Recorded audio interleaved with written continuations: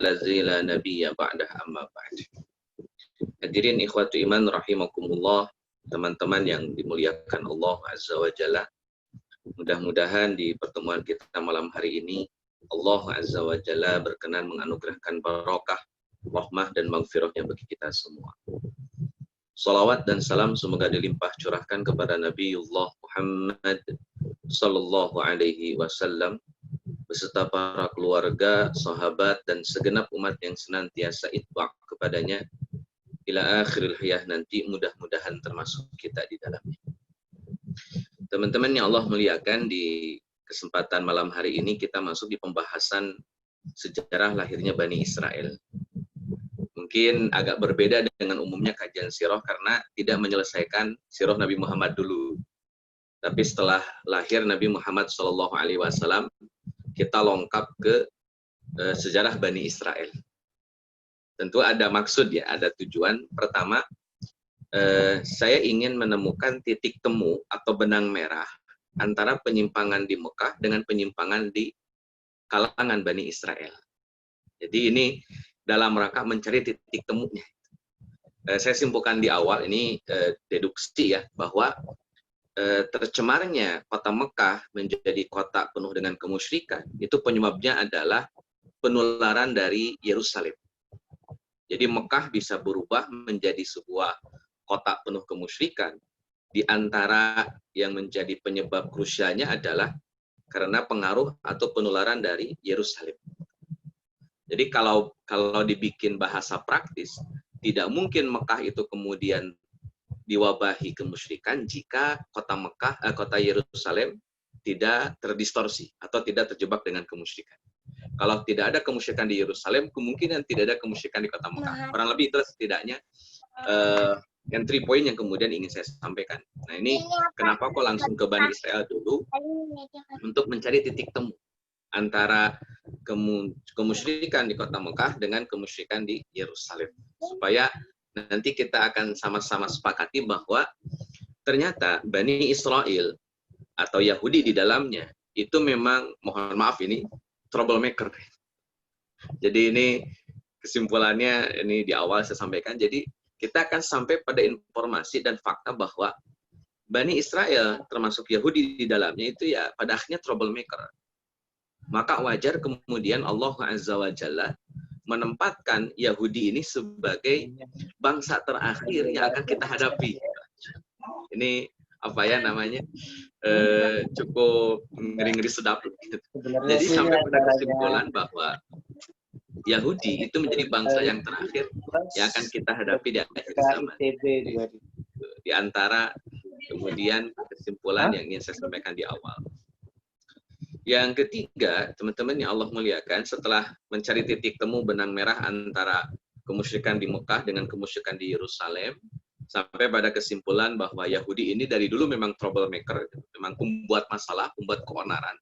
Yang ketiga, poin ingin saya sampaikan adalah bahwa sejatinya Bani Israel ataupun bangsa-bangsa di seluruh dunia ya tetap beragama Islam. Beragama Islam.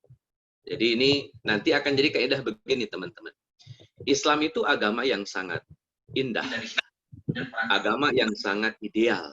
Itu harus disepakati. Saya rasa tidak ada penolakan kaum muslimin tentang masalah keindahan, idealitas, kesempurnaan dalam agama Islam. Problemnya adalah ketika agama Islam itu diterima oleh orang yang tidak bertanggung jawab. Agama Islam diterima oleh orang yang tidak memiliki kredibilitas. Agama Islam diterima oleh orang yang hatinya penuh dengan kekotoran, entah dengki, ujub, ria, takabur, sombong, maka nilai-nilai Islam ini tereduksi. Jadi nilai-nilai Islam yang kemudian ideal tadi, nilai-nilai Islam yang sempurna tadi hanya tereduksi. Bukan Islam yang tereduksi, tetapi gambaran terhadap Islam yang tereduksi. Hakikatan Islam tidak mengalami reduksi. Islam tidak mengalami distorsi. Tetapi tampilan, gambaran terhadap Islamnya tadi sudah melalui banyak proses sehingga kabur dari kenyataan yang sebenarnya, dari hakikat yang sebenarnya. Kenapa? Ulah orang-orang yang menerima agama Islam. Sayangnya Islam kemudian diterima oleh orang-orang Yahudi. Seharusnya itu bisa menjadi penampakan yang baik, gambaran yang indah, gambaran yang ideal, alih-alih menjadi gambaran yang ideal, pada akhirnya nilai-nilai Islam diterima oleh Yahudi, gambarnya menjadi yang kabur, menjadi yang mengerikan, menjadi yang horor. Dan ini saya rasa menjadi pelajaran bagi umat hari ini bahwa bicara Islam pasti ideal. Bicara umat Islam, banyak diskusi di dalamnya. Saya rasa demikian. Baik, itu 3 item kesimpulan di awal kenapa kemudian kita lengkap dulu dari kelahiran Nabi Muhammad SAW. Saya ingat betul bahwa kajian kemarin itu sampai Nabi Muhammad SAW diasuh oleh sang kakek ya. Dan mungkin nanti masuk ke sang paman yang ini Abu Thalib. Nanti kita masuk ke Bani Israel sampai ketemu titik temunya, ketahuan troublemaker-nya, dan ketahuan bahwa agama Islam membutuhkan penganut yang punya kredibilitas. Agama Islam membutuhkan penganut yang memiliki integritas. Dan agama Islam membutuhkan penganut yang dewasa dalam beragama. Saya ingat betul ini kalimat dewasa karena kajian kemarin Nabi Muhammad modalitas menikah itu adalah karena dewasa. Karena membentukkan kedewasaan sejak awal. Jadi beragama dengan dewasa beda dengan beragama tapi kekanak-kanakan. Baik teman-teman yang Allah muliakan, kita mulai dari Nabi Ibrahim alaihissalam dulu. Karena beliau sebagai Abul Anbiya, bapaknya para nabi, jadi tidak mungkin membahas Bani Israel tanpa membawa-bawa Nabi Ibrahim. Jadi membawa Nabi Ibrahim dalam pembahasan Bani Israel merupakan keniscayaan. Karena ya nenek moyangnya Nabi Ibrahim alaihissalam, nenek moyang bangsa Arab, pun demikian nenek moyangnya Bani Israel. Teman-teman yang Allah muliakan, Nabi Ibrahim alaihissalam dalam sejarah itu memiliki 4 orang istri. Jadi bukan 3 tapi memang 4. Dari 4 orang istri ini yang populer 3. Yang populer 3. Istri pertama namanya Sarah. Nanti punya anak kedua namanya Ishak. Kemudian istri kedua namanya Hajar. Dan Hajar memiliki anak pertama. Jadi dari istri kedua punya anak pertama, dari istri pertama punya anak kedua. Dari istri kedua yang bernama Hajar, lahirlah seorang anak bernama Ismail alaihissalam. Dari istri ketiga, namanya Konturah. Konturah ini punya 6 orang anak.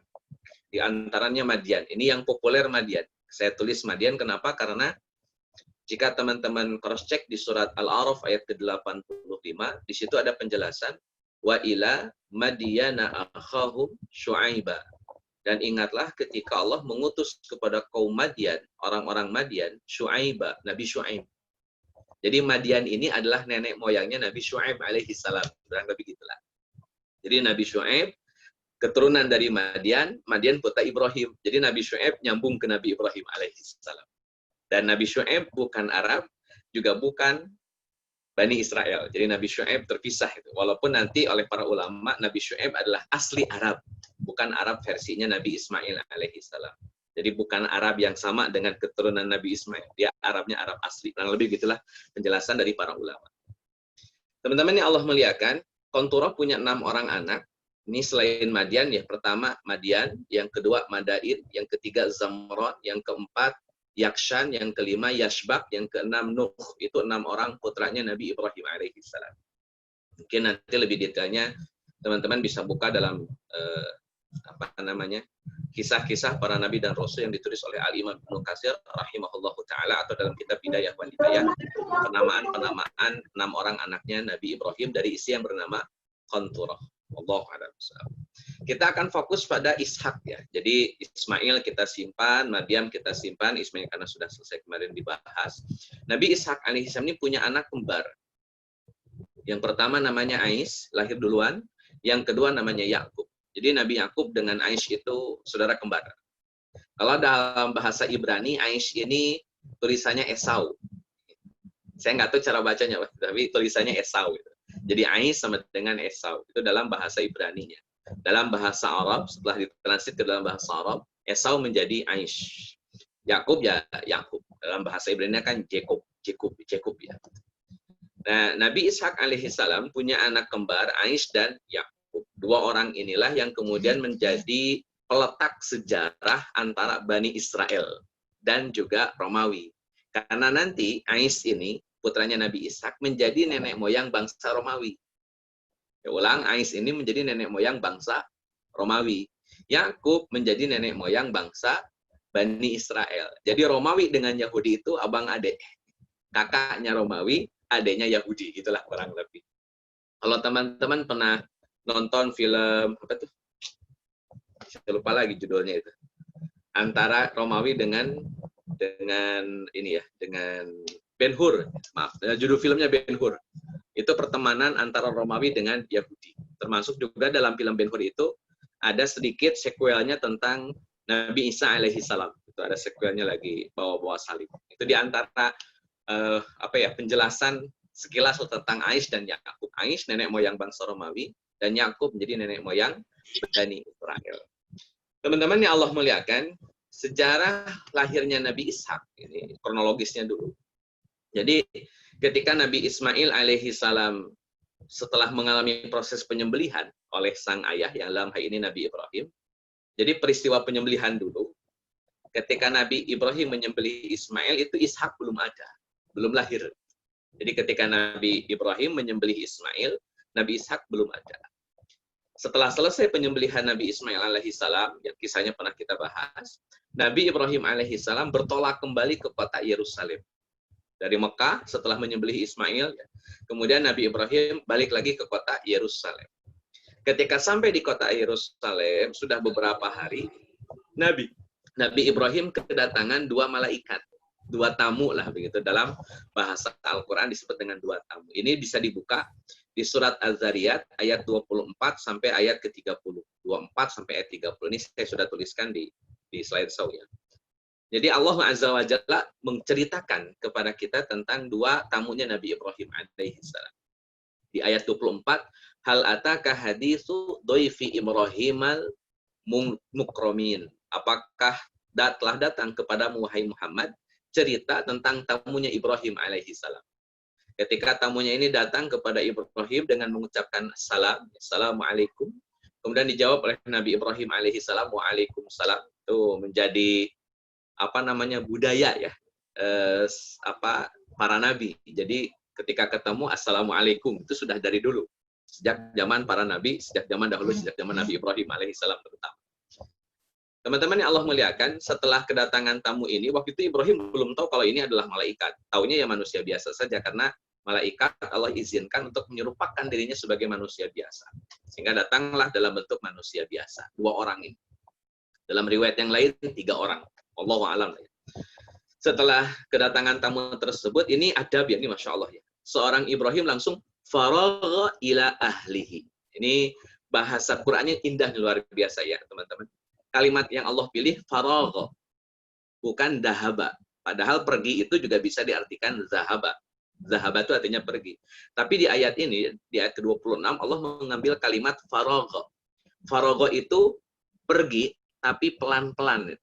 Pergi tapi tidak kelihatan pergi gitu, dalam suatu urusan. Jadi Ibrahim tuh kayak mengendap-endap pergi. Jadi kayak ngobrol-ngobrol mengalihkan perhatian. Kemudian Nabi Ibrahim pamit dan itu cepat sekali. Faragha itu pamit cepat sampai si tamu tidak merasa Ibrahim ingin melakukan sesuatu. Jadi dianggapnya kayak Ibrahim ya biasa saja.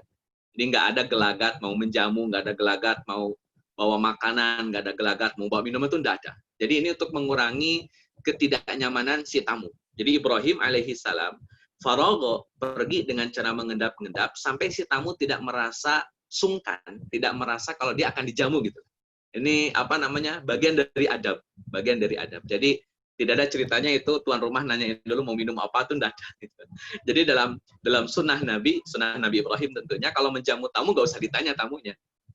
Bahkan perginya pun si tuan rumah jangan sampai kentara kelihatan akan nyuguhin gitu. Itu salah satu adab. Makanya yang digunakan oleh Al-Qur'an faragha ila ahli. Ibrahim pergi mengendap-endap sampai tidak kentara oleh si tamu bahwa Ibrahim akan mengambil sesuatu.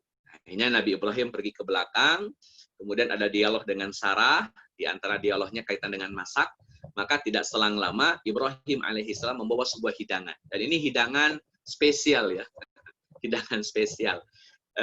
Ibrahim alaihissalam membawa daging bakar. Jadi ada sapi, anak sapi yang kemudian Nabi Ibrahim sembelih, tentu dagingnya empuk. kemudian dimasak dengan cara dibakar. Mungkin mirip-mirip kayak stick tapi dengan kualitas bagus tuh. Gambarnya kayak stick ya, stick modern, tapi ini sticknya stick tradisional gitu. Di zaman Nabi Ibrahim alaihissalam. Sampai dihidangkanlah oleh Ibrahim alaihissalam. Dan ini Masya Allah ya, setelah dihidangkan, dan si tamu kaget karena tidak kentara Ibrahim akan bawa hidangan. Jadi perginya Ibrahim tidak terlihat akan bawa hidangan. Ujung-ujung dia bawa hidangan. Cuma para malaikat ya terasa kaget. Sampai akhirnya kata Nabi Ibrahim alaihissalam, setelah dia bawa makanan, faqarrabahu ilaihim. Kemudian hidangan ini didekatkan kepada si tamu. Kemudian setelah dekat hidangan ini kepada si tamu, ini bagian dari adab juga. Kemudian Ibrahim alaihissalam memberikan tawaran gitu. Qala ala ta'kulun. Ala ta'kulun ini kalau diterjemahkan, teman-teman yang Allah muliakan, kurang lebih diksinya begini. Kalau tuan-tuan sudi, monggo dimakan. Jadi bahasanya bukan silakan dimakan, tidak langsung begitu. Tapi ada bahasa kalau tuan berkenan, gitu. Kalau tuan sudi, kalau tuan berkenan, mungkin ini ya yang lebih tepat berkenan saya rasa. Kalau tuan berkenan, monggo dimakan. Ini kan penuh adab sekali. Jadi tidak langsung disuruh karena tamu tidak layak untuk disuruh dalam kacamata Ibrahim. Tapi diberikan pilihan, kalau tuan berkenan, monggo dimakan. Dan 2 orang ini atau 3 orang ini nggak mau makan tentunya karena mereka adalah malaikat. Malaikat kan nggak makan, nggak minum, tidak punya syahwat, tidak punya kecenderungan seperti manusia. Maka mereka nggak mau nyentuh, sama sekali nggak mau nyentuh. Sampai akhirnya Nabi Ibrahim alaihissalam merasa takut dengan kondisi tidak mau makannya para malaikat. Sampai akhirnya saya singkat ceritanya, teman-teman yang Allah muliakan, para malaikat ini menjelaskan bahwa kata para malaikat, kami ini adalah malaikat yang pernah mendatangi Nabi Lut alaihissalam dan kami datang ke sini untuk memberikan kabar gembira. Nah, ini dijelaskan oleh Al-Quran. Fa'aqbalat imra'atu, maka datanglah istrinya Nabi Ibrahim alaihissalam fi sarratin, dari ruangannya itu. Kemudian fasaqat wajhaha, maka wajahnya sumringah. Fasaqat wajhaha, maka wajahnya sumringah. Jadi informasi yang disampaikan oleh malaikat diantaranya adalah Ibrahim akan memiliki keturunan dari Sarah. Sarah yang nguping-nguping dari dalam kamar itu keluar dengan wajah yang sumringah. Wajah sumringah campur kaget. Kenapa kok sumringah? Karena beliau bahagia mendapatkan kabar gembira akan punya anak. Kenapa kaget? Karena di usia tua kok bisa punya anak. Nanti kalau teman-teman cek ini, fasaqat, nanti dalam riwayat yang lain, fadhahikat, dohaka itu tertawa. Sokat itu bahagia tapi campur kaget, sumringah campur kaget. Kalau fadhahikat itu tertawa. Dari istilah inilah lahir nama Ishak. Jadi kalau bahasa Arab itu idhak itu tertawa. Dalam bahasa Ibrani jadi Ishak. Jadi Ishak itu artinya tertawa. Ishak itu tertawa. Nabi Ismail itu dua gabungan dari Isma dan Il. Isma artinya dengarkan, Il artinya Tuhan. Jadi Ismail itu doa yang didengarkan oleh Tuhan. Dan ini bahasanya bukan bahasa Arab. Ya, masih campuran dari bahasa Suryani saat. Baik hadirin ikhwati man rahimakumullah. Setelah tamu ini sudah menyampaikan informasi ini, dalam riwayat yang lain di surat Hud ayat ke-100 ayat ke-70 sampai 71 dijelaskan kalimatnya bukan fasokat tapi fadhahikat. Ini yang saya maksudkan tadi, tertawa. Lebih ke tertawa, senyum tapi dengan lebar ya, senyuman yang lebar ya. Katakanlah tertawa. Fadhahikat. Ini Sarah dia tampil dengan tertawa. Kenapa? Karena kok bisa saya punya anak padahal usia saya sudah sangat sepuh. Nah, dari kalimat inilah fadhahikat atau fasokat diambillah nama Ishak. Allahu a'lam. Baik, teman-teman yang Allah muliakan, lebih detail nanti teman-teman bisa buka di surat As-Saffat ayat ke-112. Di surat itu setelah penyembelihan Ismail di ayat 102-nya, ayat 102 itu penyembelihan Nabi Ismail dan ceritanya sampai 111. Nanti di 112-nya Allah Azza wa Jalla tegaskan, wa basyarnahu bi ishaqin nabiyyan. Dan kami berikan kabar gembira kepada Ibrahim alaihissalam bi ishaqin, dengan Ishak nabiyan sebagai seorang nabi. Sehingga Nabi Ishak alaihissalam didaulat memang menjadi nabi dan dia minas sholihin, dari orang-orang yang soleh. Itu di ayat 112-nya. Ishak sudah declare oleh Allah Azza wa Jalla sebagai putra dari Nabi Ibrahim alaihissalam dari istri yang bernama Sarah. Bahkan tidak hanya di level Ishak saja, Allah Azza wa Jalla memberikan kabar gembira kepada Ibrahim bahwa setelah Ishak nanti akan lahir Yakub. Jadi ini sudah bagian dari desain Allah Azza wa Jalla. Ibrahim punya Ishak, Ishak punya Yakub. Dan ditegaskan oleh Allah Azza wa Jalla, wa ja'alna fi dzurriyyatihin nubuwah. Dan setelah nanti punya anak Yakub, maka dari Yakub inilah akan muncul banyak keturunan yang akhirnya mereka jadi nabi.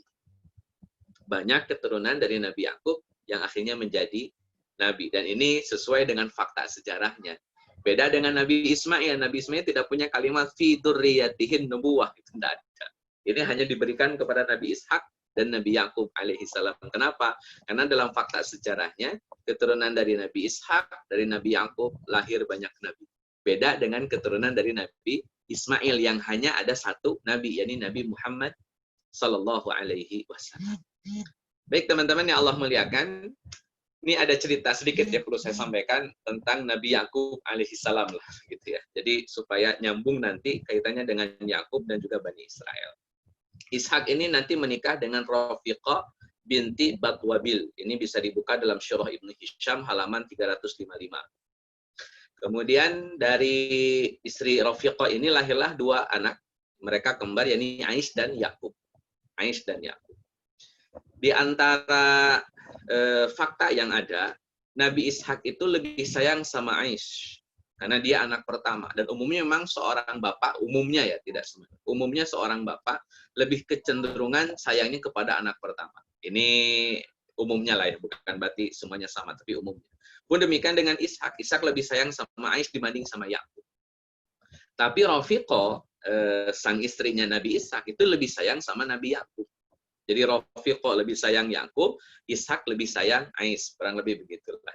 Ketika Yakub dan Ais sudah dewasa, mereka sudah bisa mengembala, sudah bisa berburu begitu. Nabi Ishak alaihissalam memanggil Ais. Saat itu ada Rafiqah, jadi dipanggil Ais. Yang dipanggil bukan Yakub tapi Ais. Di situ ada Rafiqah. Ketika disampaikan kepada Ais, kata Ishak, wahai Ais, saya ini pengen makanan yang enak.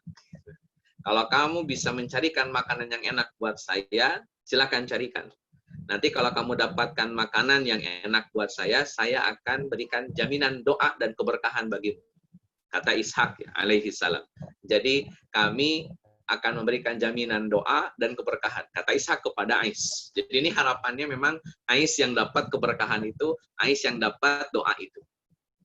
Jadi setelah Ais pergi, begitulah, Rafiqah segera mendatangi Yakub karena Rafiqah mendengar bahwa Ishak akan memberikan doa keberkahan bagi anak yang bernama Ais. Nah ini Rafiqah karena dia sayang sama Yakub, dia segera datangin Yakub. Kemudian kata Rafiqah, wahai Yakub, segeralah cari makanan yang enak-enak dan berikan kepada ayahmu. Nanti kau akan didoakan keberkahan oleh ayahmu. Ini karena ibu yang nyuruh, ya Yakub ngikut saja. Padahal Yakub tidak tahu persis kenapa kok beliau disuruh oleh ibunya. Jadi ini kayak konspirasinya Rafiqah. Yang disuruh Ais oleh Nabi Ishak, Rafiqah nyuruh Yakub supaya nanti Yakub lebih dulu datang daripada Ais. Dan ternyata memang qadarullah ini, teman-teman yang Allah muliakan, qadarullah, Nabi Yakub ini bisa mendapatkan makanan lebih dulu daripada Ais. Ketika makanan ini akan dihidangkan, dan ini memang ada konspirasi di dalamnya. Saat itu kan Nabi Ishak alaihissalam matanya sudah mulai tidak bisa melihat dengan jelas.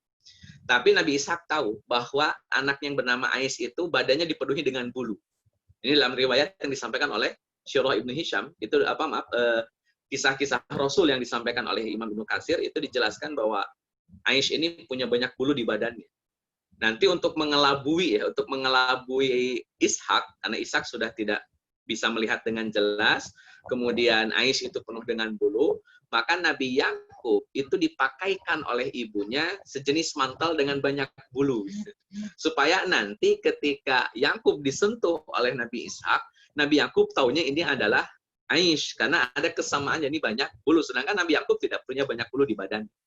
Itu yang disampaikan oleh Al-Imam Ibnu Katsir rahimahullahu ta'ala. Sampai akhirnya ketika Nabi Yakub datang menyediakan makanan, tentunya lebih dulu daripada Aish, oleh Nabi Ishak disentuh Nabi Yakub dan diyakini bahwa dia adalah Aish, bukan Yakub. Maka setelah diterima makanan itu, Nabi Ishak alaihi salam mendoakan Yakub dengan bahasa yang tidak menyebutkan nama, tapi langsung ke saya dan kamu gitulah. Kata Nabi Yakub alaihi salam, aku doakan untukmu keberkahan, aku doakan untukmu keselamatan, aku doakan untukmu ilmu, aku doakan untukmu segala macam doa yang baik-baik diberikan kepada Nabi Yakub alaihi salam. Yang oleh Ishak dianggap itu adalah Aish, bukan Yakub. Ini bagian dari konspirasi. Jadi sejarah Bani Israel sudah main beginian. Ini tidak dalam rangka mendiskreditkan Nabi Ishak atau mendiskreditkan Nabi Yakub, tidak. Tapi ini bagian dari rencana Allah Azza wa Jalla yang memang skenario-nya begitu. Di mana ada kecintaan yang berlebih antara Rafiqo kepada Yakub dan dari Ishak kepada Aish. Dan kecintaan ini tidak bisa dihukumi sebagai kesalahan. Ya sah-sah saja seorang ayah lebih mendoakan anak pertama, anak kedua, atau anak ketiga kan sah-sah saja. Dan itu bagian dari hak otoritatif orang tua. Jadi tidak bisa disalahkanlah dengan kebijakan Ishak dan juga Rafiqo. Tapi intinya Nabi Yakub akhirnya mendapatkan keberkahan itu. Tapi teman-teman yang Allah muliakan, Aish yang kemudian datang setelah Yakub mendapatkan doa dari Nabi Ishak, Aish tentunya marah. Wong saya kok yang disuruh Bapak, kenapa Yakub yang kemudian menunaikan tugas itu dan Yakub akhirnya mendapatkan doa keberkahan dari Bapak? Kan harusnya saya. Gitu. Sampai akhirnya timbul konflik antara Aish dengan Nabi Yakub alaihi salam. Setelah timbul konflik, teman-teman yang Allah muliakan, Nabi Yakub mau tidak mau harus pergi dari Yerusalem. Jadi ini ceritanya harus hijrah lah, dalam tanda petik harus hijrah. Jadi Nabi Yakub alaihi salam setelah ribut dengan Aish, karena Aish tidak suka dan juga tidak terima kalau Nabi Yakub sudah mendapatkan doa dari Nabi Ishak, maka Nabi Yakub pergi. Perginya kemana? Ke Haran. Haran itu ada pamannya di kota Haran namanya Laban. Ini paman dari Nabi Yakub alaihi salam. Nah, teman-teman yang Allah muliakan, setelah Yakub bersitegang dengan Aish akan melawan Yakub atau akan melukai Yakub, maka Yakub segera pergi ke daerah Haran untuk bertemu dengan sang paman yang bernama Laban.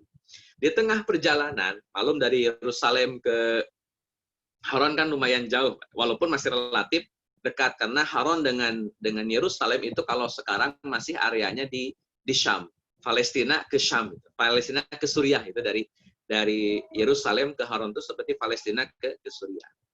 Nah, teman-teman yang Allah muliakan, setelah pergi dari kota Yerusalem, Nabi Yakub pergi seorang diri, tidak bawa ibunya, tidak cerita ke bapaknya Nabi Ishak, beliau pergi saja. Sampai akhirnya di tengah perjalanan beliau tertidur, kemudian bermimpi. Dan dalam mimpinya, ini sebagaimana disampaikan oleh Ibnu Katsir rahimahullahu ta'ala, dalam mimpinya ini, beliau bertemu dengan seseorang yang tidak diketahui siapa, tapi dia membawa pesan bahwa, kata orang ini, aku akan memberkahimu, memperbanyak keturunanmu, aku jadikan bumi ini untukmu, serta keturunanmu sepeninggalmu nanti. Ini di antara riwayat. Riwayat yang lain, Nabi Yakub alaihi salam bermimpi melihat tangga. Ini Masya Allah ya, memang demikianlah diceritakan oleh Imam Ibnu Katsir. Jadi Nabi Yakub itu melihat dalam mimpinya tangga, dan tangga ini sampai ke langit. Kemudian Nabi Yakub naik dan bertemu dengan mendengar suara Allah Azza wa Jalla. Tidak bertemu tapi mendengar suara Allah Azza wa Jalla. Di situ Allah berfirman, aku memberkahimu, memperbanyak keturunanmu, aku jadikan bumi ini untukmu, serta keturunanmu sepeninggalmu nanti. Jadi ini riwayat yang paling masyhur yang ada di tengah-tengah umat, bahwa Nabi Yakub bermimpi melihat tangga ke langit, beliau naik dan mendengar Allah berfirman, sepertilah firman, aku memberkahimu, dan seterusnya. Dan ini teman-teman yang Allah muliakan, selaras dengan apa yang disampaikan oleh Al-Quran, bahwa Bani Israel itu oleh Allah Azza wa Jalla dilebihkan dibanding manusia yang lain. Jadi inni faddaltukum alal alamin, dan aku lebihkan Bani Israel alal alamin dibanding manusia yang ada di muka bumi. Nah, ini diantara doa atau jaminan keberkahan dari Allah kepada Nabi Yakub alaihi salam. Dan ini pengabulan doa dari Nabi Ishak sebenarnya. Jadi Nabi Ishak berdoa yang harusnya buat Aish tapi diberikan buat Nabi Yakub, dan Allah kabulkan doa Ishak buat Yakub. Maka kata Allah, aku memberkahimu, memperbanyak keturunanmu, aku jadikan bumi ini untukmu serta keturunanmu sepeninggalmu nanti. Kama qala Imam Ibnu Katsir rahimahullahu taala. Setelah bangun dari mimpi, teman-teman yang Allah muliakan, Nabi Yakub ini berjanji, dan ini menjadi nazar ya, nazarnya seorang Nabi Yakub. Pertama, Nabi Yakub berjanji membangun satu rumah khusus di Yerusalem untuk ibadah. Yang kedua, Nabi Yakub berjanji akan menginfakkan 10% dari penghasilannya. Ini diantara yang menjadi landasan 1/10 dalam agama Kristen. Jadi ada, kan sekarang juga di Kristen ada zakatnya 1/10. Kalau kita kan 2,5%. Di Kristen ada 1/10. Ini kalau nyari sanad perintahnya dari Nabi Yakub alaihissalam. Nazar Nabi Yakub, satu, membangun rumah di Yerusalem. Nanti kita bahas lebih detail rumah apa yang dimaksud. Yang kedua, Nabi Yakub harus mengeluarkan 1/10 dari penghasilan rutin. Nah, teman-teman yang Allah muliakan, akhirnya setelah bermimpi, kemudian bernazar, Nabi Yakub bertemu dengan sang paman bernama Laban di kota Haran. Ketika ketemu dengan Laban, untuk menguatkan hubungan, ya, ini kan paman sebenarnya, berarti anaknya Laban adalah sepupunya Nabi Yakub.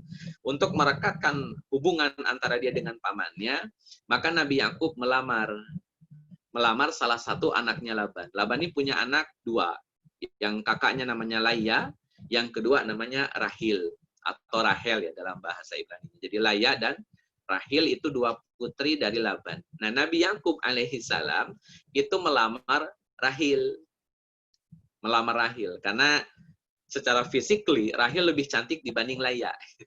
Jadi wajar ya kalau kemudian yang cantik yang duluan yang dilamar gitu lah ya. Walaupun yang cantik ini adiknya bukan kakaknya. Ya, begitulah. Saya rasa dari dulu memang begitu ya. Jadi Nabi Yakub alaihi salam akhirnya melamar Rahil. Dan oleh bapaknya Rahil, yakni Laban, diterima, tapi dengan syarat. Pertama, dia harus mengembalakan kambingnya Laban selama 7 tahun. Selama 7 tahun harus digembalakan kambing. Jadi awalnya Rahil dilamar oleh Yakub, Yakub kemudian mendapatkan tugas, silakan nikahi Rahil, tapi syaratnya harus mengembalakan kambingnya Laban selama 7 tahun. Jadi mengembalakan kambing dulu 7 tahun. Ini mau nikah harus nunggu 7 tahun ya. Masya Allah. Mau nikah harus nunggu 7 tahun. Padahal nggak tahu ada apa yang terjadi setelah 7 tahun. Tapi ini Masya Allah kecintaan Yakub kepada Rahil tetap bertahan, tetap komit, sampai dia rela harus mengembalakan kambing pamannya selama 7 tahun. Selesai 7 tahun mengembalakan kambing, kemudian oleh Laban dinikahkan. Yakub ini dinikahkan. Tapi, ya, Masya Allah ya, tapi yang dinikahkan oleh Laban kepada Yakub bukan Rahil, tapi Laya. Jadi yang dilamar Rahil, yang didapatkan Laya. Akhirnya Nabi Yakub protes kepada Laban. Kata Nabi Yakub, wahai paman, saya kan melamar Rahil, bukan melamar kakaknya. Kenapa kok yang dinikahkan malah kakaknya sama saya? Udah capek-capek lagi 7 tahun ya. Kebayangin 7 tahun jadi ngenes gitu ya. Nah, teman-teman yang Allah muliakan, kata Laban, kita ini nggak biasa menikahkan adik sebelum kakaknya. Itu tradisi kita dari dulu. Jadi kalau mau nikahin adiknya, ya harus kakaknya dulu nikahin, baru nanti nikahin adiknya. Dan sunnah zaman dahulu masih boleh ya. Sunnah zaman dahulu masih boleh, kakaknya dinikahin, adiknya dinikahin dalam satu waktu itu dulu boleh. Di zamannya Nabi Muhammad SAW tentu hukumnya haram, tidak boleh. Kecuali kalau salah satunya sudah meninggal atau sudah dicerai. Jadi kalau kakaknya meninggal, misalkan dia boleh menikah dengan adik dari dari istri yang sudah meninggal ini. Istilah kita turun ranjang atau naik ke ranjang, itu istilah yang digunakan oleh masyarakat. Dulu boleh kakak dan adiknya dinikahi sekaligus. Singkat cerita, teman-teman yang Allah muliakan, ya karena sudah kadung nikah kan ya sudahlah nikah dengan layak. Tapi kecintaan terhadap Rahil masih ada. Saya ulang, kecintaan terhadap Rahil ini masih ada. Ini Masya Allah. Jadi nanti teman-teman bisa menganalisa kenapa Yakub begitu sayang sama Yusuf. Yusuf ini putra dari Rahil. Ya, ini nanti bisa dianalisa kenapa sih kok Nabi Yakub lebih cinta sama Nabi Yusuf. Yusuf ini putranya Rahil. Kenapanya kan bisa ketakar itu. Karena Nabi Yakub mencintai Rahil sampai pengorbanannya 14 tahun. 7 tahun untuk lamaran Rahil, ternyata yang dinikahi Laya. Tidak lekang oleh waktu cinta itu, tidak pupus cinta itu, tapi dilanjutkan oleh Nabi Yakub. Pokoknya harus nikah sama Rahil. Kata Laban, boleh, tapi 7 tahun lagi urusin kambing saya. Jadi totalnya 14 tahun ngurusin kambing mertuanya, dan itu untuk mendapatkan cinta dari seorang Rahil, untuk mendapatkan pernikahannya dengan Rahil. Jadi singkat cerita, setelah 14 tahun ngurus kambing, Nabi Yakub punya 2 istri, Laya dan Rahil.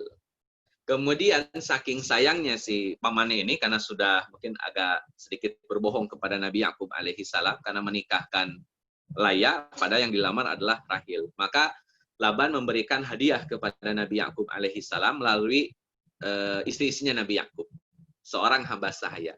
Jadi ada Zulfa, ini hamba sahaya untuk Laya. Kemudian Bilha, hamba sahaya untuk Rahil. Dan hamba sahaya, memang hukum sejak zaman dahulu, itu boleh digauli tanpa proses akad nikah. Jadi Zulfa ini nanti digauli juga oleh Nabi Yakub, Bilha juga digauli oleh Nabi Yakub. Sampai nanti Zulfa melahirkan anak, Bilha pun melahirkan anak. Istrinya pun jelas melahirkan anak. Jadi nanti Nabi Yakub alaihi salam punya anak dari 4 orang wanita. 2 istri, 2 hamba sahaya. Total anak dari 4 wanita ini, totalnya ada 13. Totalnya ada 13. Ini diantara anak-anaknya Nabi Yakub alaihi salam dari rahim Laya. Rahim Laya, kakaknya dari Rahil. Itu lahir 7 orang putra dan putri, karena ada 1 orang anak wanita. Dari Laya ini lahir pertama Arabil, atau nama yang lain Ruben. Ini Ruben, tidak pakai unsur, Ruben saja. Jadi anak pertama dari Laya Ruben, kemudian Syamun atau Simon, kemudian Lawai atau Levi, kemudian Yehuda. Nanti mohon digaris bawahi ini. Ada anak Nabi Yakub yang bernama Yehuda. Ini mohon diingat, saya ulang. Ada anak Nabi Yakub yang bernama Yehuda. Dari istri bernama Laya. Kemudian anak kelima namanya Isakhar. Anak ke-6 namanya Zabalun atau Zebulon. Anak ke-7 namanya Dina. Ini anak wanita. Jadi 7 orang putra dan putri. Dari rahim yang bernama Laya. Dari yang bernama Rahil, tadi wanita yang paling dicintai oleh Nabi Yakub sampai 14 tahun pengorbanannya, Masya Allah ya. Nabi Yakub punya 2 orang putra. Pertama Yusuf, yang kedua Benyamin. Ini ada khilaf ya di kalangan para ulama. Sebagian ulama menyebutkan Rahil ini akhirnya meninggal setelah melahirkan Benyamin. Dalam satu riwayat. Tapi dalam riwayat yang lain, Rahil tidak meninggal sampai Nabi Yusuf menjadi bendahara Mesir. Rahil tidak meninggal sampai Nabi Yusuf menjadi bendahara Mesir. Ini wallahu alam riwayat mana yang dibenarkan oleh para ulama, tapi dua-duanya ada riwayat itu. Satu, Rahil meninggal ketika melahirkan Benyamin. Yang kedua, Rahil masih hidup sampai Nabi Yusuf diangkat sebagai bendahara Mesir. Teman-teman yang Allah muliakan, dari Zulfa, hamba sahayanya Laya, itu lahir 2 anak namanya Jad dan Asyir atau Asher. Gad atau Jad dan Asher atau Asyir. Itu dari hamba sahaya yang bernama Zulfa, hamba sahayanya Laya. Kemudian dari hamba sahayanya Rahel, namanya Bilha, lahir lagi 2 putra. Namanya Dan, kemudian Naftali, dan Naftali. Jadi total anaknya Nabi Yakub alaihi salam 13. 12 anak laki-laki dan 1 anak perempuan. Mungkin ini teman-teman bisa dihafalkan kalau berkenan itu. 12 anaknya Nabi Yakub alaihi salam. Ruben, Zebulon, kemudian Levi, Yehuda, Isakhar, kemudian Asher, Jad, dan Naftali, Yosef, Benyamin. Itu diantara putra-putra dari Nabi Yakub alaihi salam dari 4 orang wanita. Teman-teman yang Allah muliakan, Nabi Yakub itu punya gelar. Gelar bagi Nabi Yakub namanya adalah Israel. Gak pakai bani ya. Gak pakai bani, cukup hanya Israel. Jadi Yakub punya gelar Israel.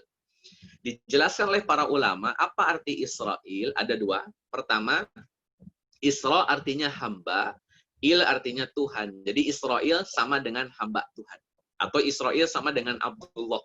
Itu dengan bahasa Ibraninya jadi Israel atau hamba Tuhan. Dalam riwayat yang lain, teman-teman, Israil itu artinya Isra, orang yang suka jalan di waktu malam. Karena Nabi Yakub suka jalan di waktu malam. Il, Tuhan. Jadi hamba yang suka berjalan di waktu malam atas perintah Tuhannya. Jadi Israil itulah. Makanya nanti dalam episode Nabi Muhammad ada Isra dan Mi'raj. Jadi Isra itu melakukan perjalanan di waktu malam. Kalau siang kan rihlah namanya. Kalau malam namanya Isra.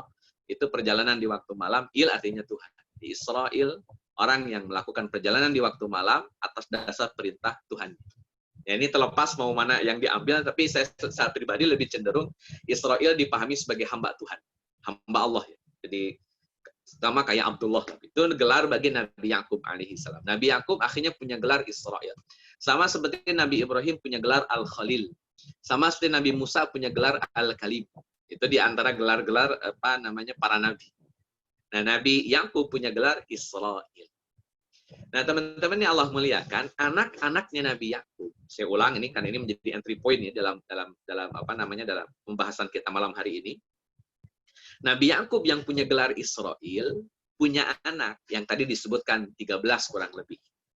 13 anak ini dalam bahasa Arab disebut dengan Bani. Bani itu artinya keturunan atau anak-anak. Jadi saya ulang, Nabi Yakub punya gelar Israel. Nabi Yakub punya anak 13 yang dalam bahasa Arab disebut dengan kalimat Bani. Bani itu anak atau keturunan. Kalau disebut anak-anak keturunan Nabi Yakub, maka ketemulah kalimat Bani Yakub. Saya ulang, anak-anak atau keturunan Nabi Yakub, maka ketemulah kalimat Bani Yakub. Karena Yakub punya gelar Israel, maka tidak dikenal Bani Yakub, tapi Bani Israel. Jadi disebut Bani Israel itu ditekankan 13 anaknya Nabi Yakub. Atau yang masyhur, yang laki-laki, karena perempuan kan tidak terhitung sebagai kepala kabilah, karena yang perempuan akan induk kepada kabilah yang ada. Jadi 12 anak Nabi Yakub, 12 anak laki-laki, masing-masing jadi kabilah. Anak-anaknya Nabi Yakub ini masing-masing jadi kabilah. Maka Bani Israel melahirkan, difahami oleh para ulama, Bani Israel adalah 12 anak Nabi Yakub yang sekaligus mereka menjadi 12 suku. Jadi Bani Israel ada 12 suku merujuk kepada 12 anaknya Nabi Yakub alaihissalam. Jadi masing-masing jadi suku. Misalkan kayak Ruben, jadi suku Ruben. Zebulon jadi suku Zebulon. Simon jadi suku Simon, kemudian Yehuda jadi suku Yehuda, Isahor jadi suku Isahor gitu. Itu menjadi suku. Jadi masing-masing jadi suku. Kemudian juga Jad jadi suku, Yusuf jadi suku, kemudian Bunyamin jadi suku, Naftali jadi suku, Asher jadi suku, semuanya jadi suku. 12 anak Nabi Yakub dikenal dengan Bani Israel yang akhirnya masing-masing menjadi 12 suku. Maka Bani Israel punya 12 suku di dalamnya. 12-12-nya berhak disebut sebagai Bani Israel. Nah, teman-teman yang Allah muliakan, setelah kita berkenalan dengan Bani Israel, tadi ya yang 13 anak atau yang kemudian menjadi 12 suku yang kemudian masyhur di kalangan ahli sejarah, 12 anaknya Nabi Yakub alaihissalam ini yang dikenal dengan Bani Israel. Di antara anaknya ini, saya sampaikan di awal, ada yang namanya Yehuda. Dari 12 anak ini ada yang namanya Yehuda, tadi disampaikan di awal. Yehuda anaknya dari Laia. Yehuda ini punya keturunan, nanti jadi suku Yahudi namanya. Jadi Yahudi itu bukan agama, dia suku. Suku yang dinisbatkan kepada anak Nabi Yakub yang bernama Yehuda. Nabi Yakub 12 anak, semuanya disebut dengan Bani Israel. Salah satu suku di dalam Bani Israel ada yang bernama Yehuda. Yehuda ini menjadi suku sendiri yang kenal dengan nama suku Yahudi. Jadi nanti kesimpulannya gini teman-teman. Bani Israel di dalamnya ada Yahudi. Atau Bani Israel di dalamnya ada Yahudi. Atau Yahudi masuk bagian dari Bani Israel. Maka nanti ada kesimpulan begini. Tidak semua orang Bani Israel itu Yahudi. Tidak semua Bani Israel itu Yahudi. Karena Bani Israel ada 12 suku. Tidak semua Bani Israel itu Yahudi. Tapi kalau disebut Yahudi, semuanya adalah Bani Israel. Saya kasih analogi ya, perbandingan. Tidak semua Sunda itu Cianjur. Tidak semua suku Sunda itu Cianjur. Karena suku Sunda banyak. Ada Cianjur, ada Ciamis, ada Banten, ada Bogor. Itu masing-masing punya suku Sunda dan secara bahasa beda-beda dikit. Jadi tidak semua Sunda adalah Cianjur. Tapi kalau disebut Cianjur, pasti orang Sunda. Kalau disebut Cianjur, pasti orang Sunda. Saya kan orang Cianjur. Saya orang Sunda gitu. Tapi tidak semua orang Sunda itu Cianjur. Yang pasti itu Cianjur pasti orang Sunda. Tidak semua Bani Israel Yahudi. Tapi pasti Yahudi dia Bani Israel. Itu sebagai prolog. Nanti kapan kemudian Yahudi menjadi agama? Nah, ini kita akan bahas sampai pada kesimpulan Yahudi berubah menjadi sebuah agama. Tidak lagi bicara suku. Tidak lagi bicara suku. Jadi kayak Sunda wiwitan. Sunda itu tadinya bukan agama. Sunda itu ya suku. Agamanya apa? Islam. Tapi ada distorsi. Akhirnya agamanya itu bukan Islam lagi, tapi nama sukunya. Jadi agama Sunda. Kejawen itu, Jawa itu agamanya Islam. Tapi ada distorsi di dalamnya. Akhirnya yang jadi agama bukan Islamnya lagi, tapi sukunya. Jadilah suku Jawa dengan kejawennya. Yahudi itu Muslim, beragama Islam, tapi telah mengalami distorsi. Yang jadi agama akhirnya nama sukunya, suku Yahudi. Jadilah agama Yahudi. Lagi gitulah gambarannya. Teman-teman yang Allah muliakan, setelah Nabi Yakub punya 13 anak, gitu, akhirnya Nabi Yakub memutuskan untuk kembali ke Yerusalem. Berarti bisa dibayangkan, 13 anak ini berarti sudah agak dewasa, Pak ya. Artinya sudah puluhan tahun lah seorang Nabi Yakub berpisah dengan Nabi Ishak, berpisah dengan Rafiqah binti Batwabil, berpisah dengan Ais sang kakak dari Nabi Yakub alaihi salam. Ini saya singkat ceritanya supaya lebih cepat. Nabi Yakub akhirnya kembali ke Yerusalem, dia bawa ternak. Nah, ini ada cerita sebenarnya tentang masalah ternak ini, tapi saya singkat. Intinya nanti teman-teman bisa buka di kisah-kisah para rasul yang ditulis oleh Imam Ibnu Katsir rahimahullahu taala, atau langsung baca dalam kitab Bidayah wan Nihayah untuk mendapatkan penjelasan cerita tentang ternak yang dibawa oleh Nabi Yakub. Karena di sini ada konspirasi Nabi Yakub lah ya, dalam tanda petik konspirasi. Ketika sudah bawa ternak cukup banyak saat itu, Nabi Yakub kembali, akhirnya disambut oleh sang kakak yang saat itu membawa 400 pasukan. Berarti ini kota Yerusalem sudah banyak suku di dalamnya. Ya, saya ulang, di kota Yerusalem sudah banyak suku. Jadi tidak hanya satu keluarga Nabi Ishak, tapi banyak suku-suku yang lain. Dan posisi Ais itu menjadi pimpinan kota Yerusalem. Saya ulang, posisi Ais, kakaknya Nabi Yakub, jadi pimpinan kota Yerusalem. Sama seperti Quraisy menjadi pimpinan, atau Khuza'ah atau Qusay jadi pimpinannya di kota Mekah. Sama kayak gitulah. Jadi Ais pimpinan kota Yerusalem, bawa 400 pasukan atau 400 tentara, menyambut Nabi Yakub alaihi salam, dan sempat ada konflik, tetapi akhirnya mereka berdua berdamai. Perdamaian antara Nabi Yakub alaihi salam dengan Nabi Yakub alaihi salam dengan Ais. Teman-teman yang Allah muliakan, setelah Nabi Yakub alaihi salam ketemu dengan Ais, akhirnya Nabi Yakub alaihi salam menunaikan janjinya. Terlebih lagi Ais menyediakan satu tempat tinggal untuk menjadi tempat mukimnya Nabi Yakub alaihi salam dan 13 anaknya, atau lebih tepat 12 anaknya lah nanti, karena Dina anak perempuan dia ngikut-ngikut saja. Dan ini pun versi Bible ya. Ada nama yang bernama Dina itu versi Bible. Dalam versi di ulama sejarah Islam rata-rata hanya 12 anak saja anaknya Nabi Yakub alaihi salam. Allahu a'lam. Nah, ditunaikanlah janji. Di antara janjinya tadi di awal waktu Nabi Yakub mimpi kemudian dia bernazar ya, ada dua. Pertama, membangun rumah ibadah di kota Yerusalem. Yang kedua, mengeluarkan zakat 1/10 dari harta yang dimiliki. Nah, teman-teman yang Allah muliakan, Baitul Maqdis akhirnya dibangun oleh Nabi Yakub alaihi salam. Jadi setelah Ka'bah dibangun di kota Mekah, maka dibangunlah Masjidil Aqsa atau Baitul Maqdis di kota Yerusalem. Sebuah hadis riwayat Imam Bukhari rahimahullahu taala, kata Nabi Shallallahu Alaihi Wasallam, ketika beliau ditanya, masjid manakah yang pertama kali dibangun? Ini Nabi ditanya oleh sahabat, masjid manakah yang pertama kali dibangun? Maka jawaban Nabi ya, Ka'bah atau Masjidil Haram. Kemudian ditanya lagi, setelah dibangun Masjidil Haram, masjid mana lagi yang dibangun? Kata Nabi Shallallahu Alaihi Wasallam, Masjidil Aqsa. Terus jarak antara pembangunan Masjidil Haram ke Masjidil Aqsa itu berapa tahun? Maka Nabi Shallallahu Alaihi Wasallam menjawab, kana bainahuma qala arba'una, 40 tahun. Itu jarak pembangunan Masjidil Haram dengan Masjidil Aqsa 40 tahun. Jaraknya 40 tahun. Yang jadi pertanyaan nantinya gitu ya.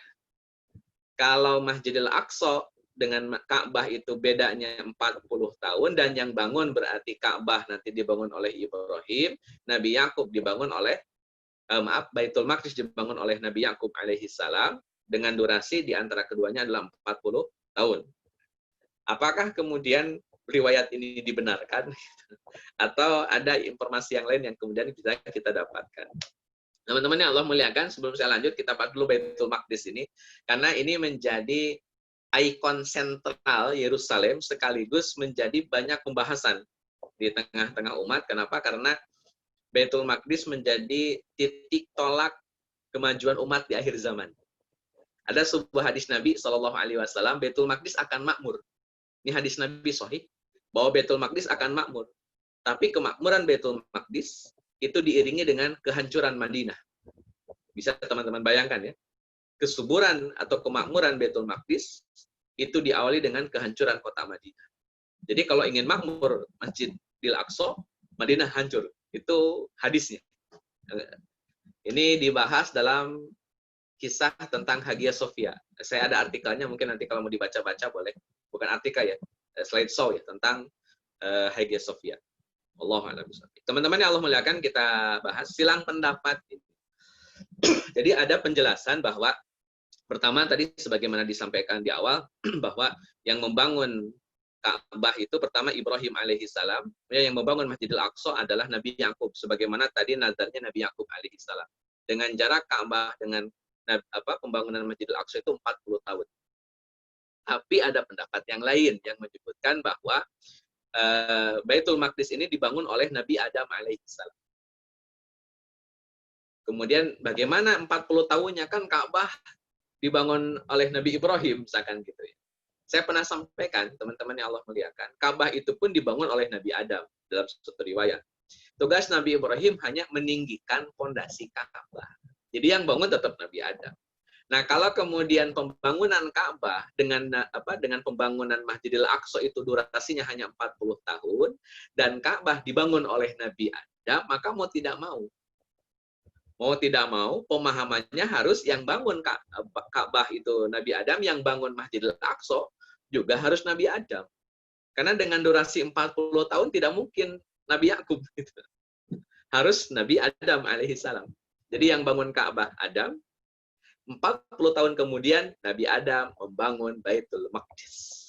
Ini riwayat pertama atau silang pendapat. Makanya Ibnul Jauzi beralasan, kata Ibnul Jauzi, aku telah menemukan pendapat yang menguatkan dan mendukung bahwa Nabi Adam alaihissalam lah yang membangun kedua masjid tersebut. Ini dikutip oleh Ibnu Hajar Al-Asqalani di dalam kitabnya Fathul Bari, syarah dari Sahih Bukhari, yang menjelaskan bahwa yang lebih kuat yang membangun Ka'bah adalah Adam dan yang membangun Masjidil Aqsa adalah Adam, bukan Yakub. Jadi tidak ada cerita mimpi dan ingin membangun Masjidil Aqsa, itu tidak ada. Itulah. Secara tidak langsung seolah menafikan tentang peran Nabi Yakub dalam pembangunan Ka'bah. Nah, teman-teman yang Allah muliakan, ini kenapa kok kemudian Ibnul Jauzi lebih menguatkan pendapat yang bangun Aqsa itu adalah Nabi Adam. Karena yang membangun Ka'bah juga Adam. Karena secara desain arsitek pondasinya, itu antara Masjidil Aqsa dengan Ka'bah itu sama.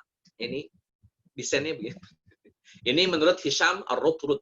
Jadi kata Hisham Ar-Rutrud dalam salah satu bukunya, bahwa denah atau pondasi Ka'bah itu sama dengan pondasinya Masjidil Aqsa. Jadi tidak mungkin kalau dua bangunan ini dibangun oleh dua orang yang berbeda. Dua bangunan ini harus dibangun oleh orang yang sama. Harus dibangun oleh orang yang sama. Karena kalau beda orang, pasti kemungkinan beda pondasinya. Gitu. Ini Adam, kenapa kemudian dikuatkan sebagai pembangun Masjidil Aqsa? Karena secara denah antara Masjidil Aqsa dengan Ka'bah sama. Sehingga, kata Ibnu Jauzi, saya lebih yakin bahwa yang bangun Aqsa adalah Adam. Kenapa? Karena dua bangunan ini memiliki kesamaan dan hanya satu orang yang bisa membuat dua bangunan yang sama atau mirip. Ini sampai miring-miring yang bersamaan. Ini Masya Allah. Ini disampaikan oleh Hisham ar-Rutb. Wallahu alam. Ini pastinya wallahu alam. Kan bagian dari sejarah masa lalu yang agak sulit untuk kemudian didudukan persoalannya. Pendapat kedua itu menguatkan Nabi Yakub. Jadi Nabi Yakub alaihi salam ini tetap yang membangun Masjidil Aqsa, tapi mungkin ini untuk mengakomodir ya atau untuk jalan tengahnya lah begitu. Yang bangun Ka'bah, yang bangun Masjidil Aqsa Nabi Adam. Tapi kemudian mengalami kerusakan. Sehingga di zaman Nabi Ibrahim, Ka'bah tinggal pondasi. Di zaman Nabi Ibrahim, Yerusalem juga atau Masjidil Aqsa dengan Masjidil Aqsa-nya atau Masjidil Aqsa-nya itu juga hilang tanda-tanda bangunannya. Maka Ka'bah ditinggikan lagi oleh Nabi Ibrahim alaihi salam. 40 tahun kemudian, cucunya Nabi Ibrahim yang bernama Yakub meninggikan pondasinya Masjidil Aqsa. Jadi tetap yang bangun Adam. Meletakkan dasar pondasinya adalah Adam. Tapi yang membangun kedua kali, satu Ibrahim untuk Ka'bah dan Nabi Yakub untuk Masjidil Aqsa. Itu di antara jalan tengahnya. Jalan tengahnya. Jadi supaya tidak menolak Nabi Adam, juga tidak menafikan cerita Nabi Yakub alaihi salam. Jadi Nabi Yakub tetap meninggikan pondasinya Baitul Maqdis, karena pondasi itu sudah ada sejak zaman Nabi Adam alaihi salam. Allahu a'lam. Ini di antara jalan tengah yang kemudian saya ambil, ya mudah-mudahan menjadi solutif lah. Jangan sampai saling menafikan lah begitu. Jadi bangunannya dibangun oleh Nabi Adam, tapi ditinggikan kembali setelah rusak Ka'bah oleh Nabi Ibrahim dan Masjidil Aqsa oleh Nabi Yakub alaihi salam. Teman-teman yang Allah muliakan, sampai nanti Allah Azza wa Jalla menegaskannya bahwa pembangunan Masjidil Aqsa sebagai janji Nabi Yakub alaihi salam atas keberkahan dari Allah untuk keluarga dan seluruh anak keturunan Nabi Yakub alaihi salam, sehingga kota Yerusalem ada Masjidil Aqsa-nya. Keberkahan bagi Bani Israel dengan hadirnya Masjidil Aqsa di tengah-tengah Yerusalem. Baik, ini poinnya adalah Nabi Adam yang meletakkan pondasi, Nabi Ibrahim dan Nabi Yakub yang meninggikan pondasi. Karena begitu. Allahu a'lam. Itu kesimpulannya yang bisa saya dapatkan tentang Baitul Maqdis.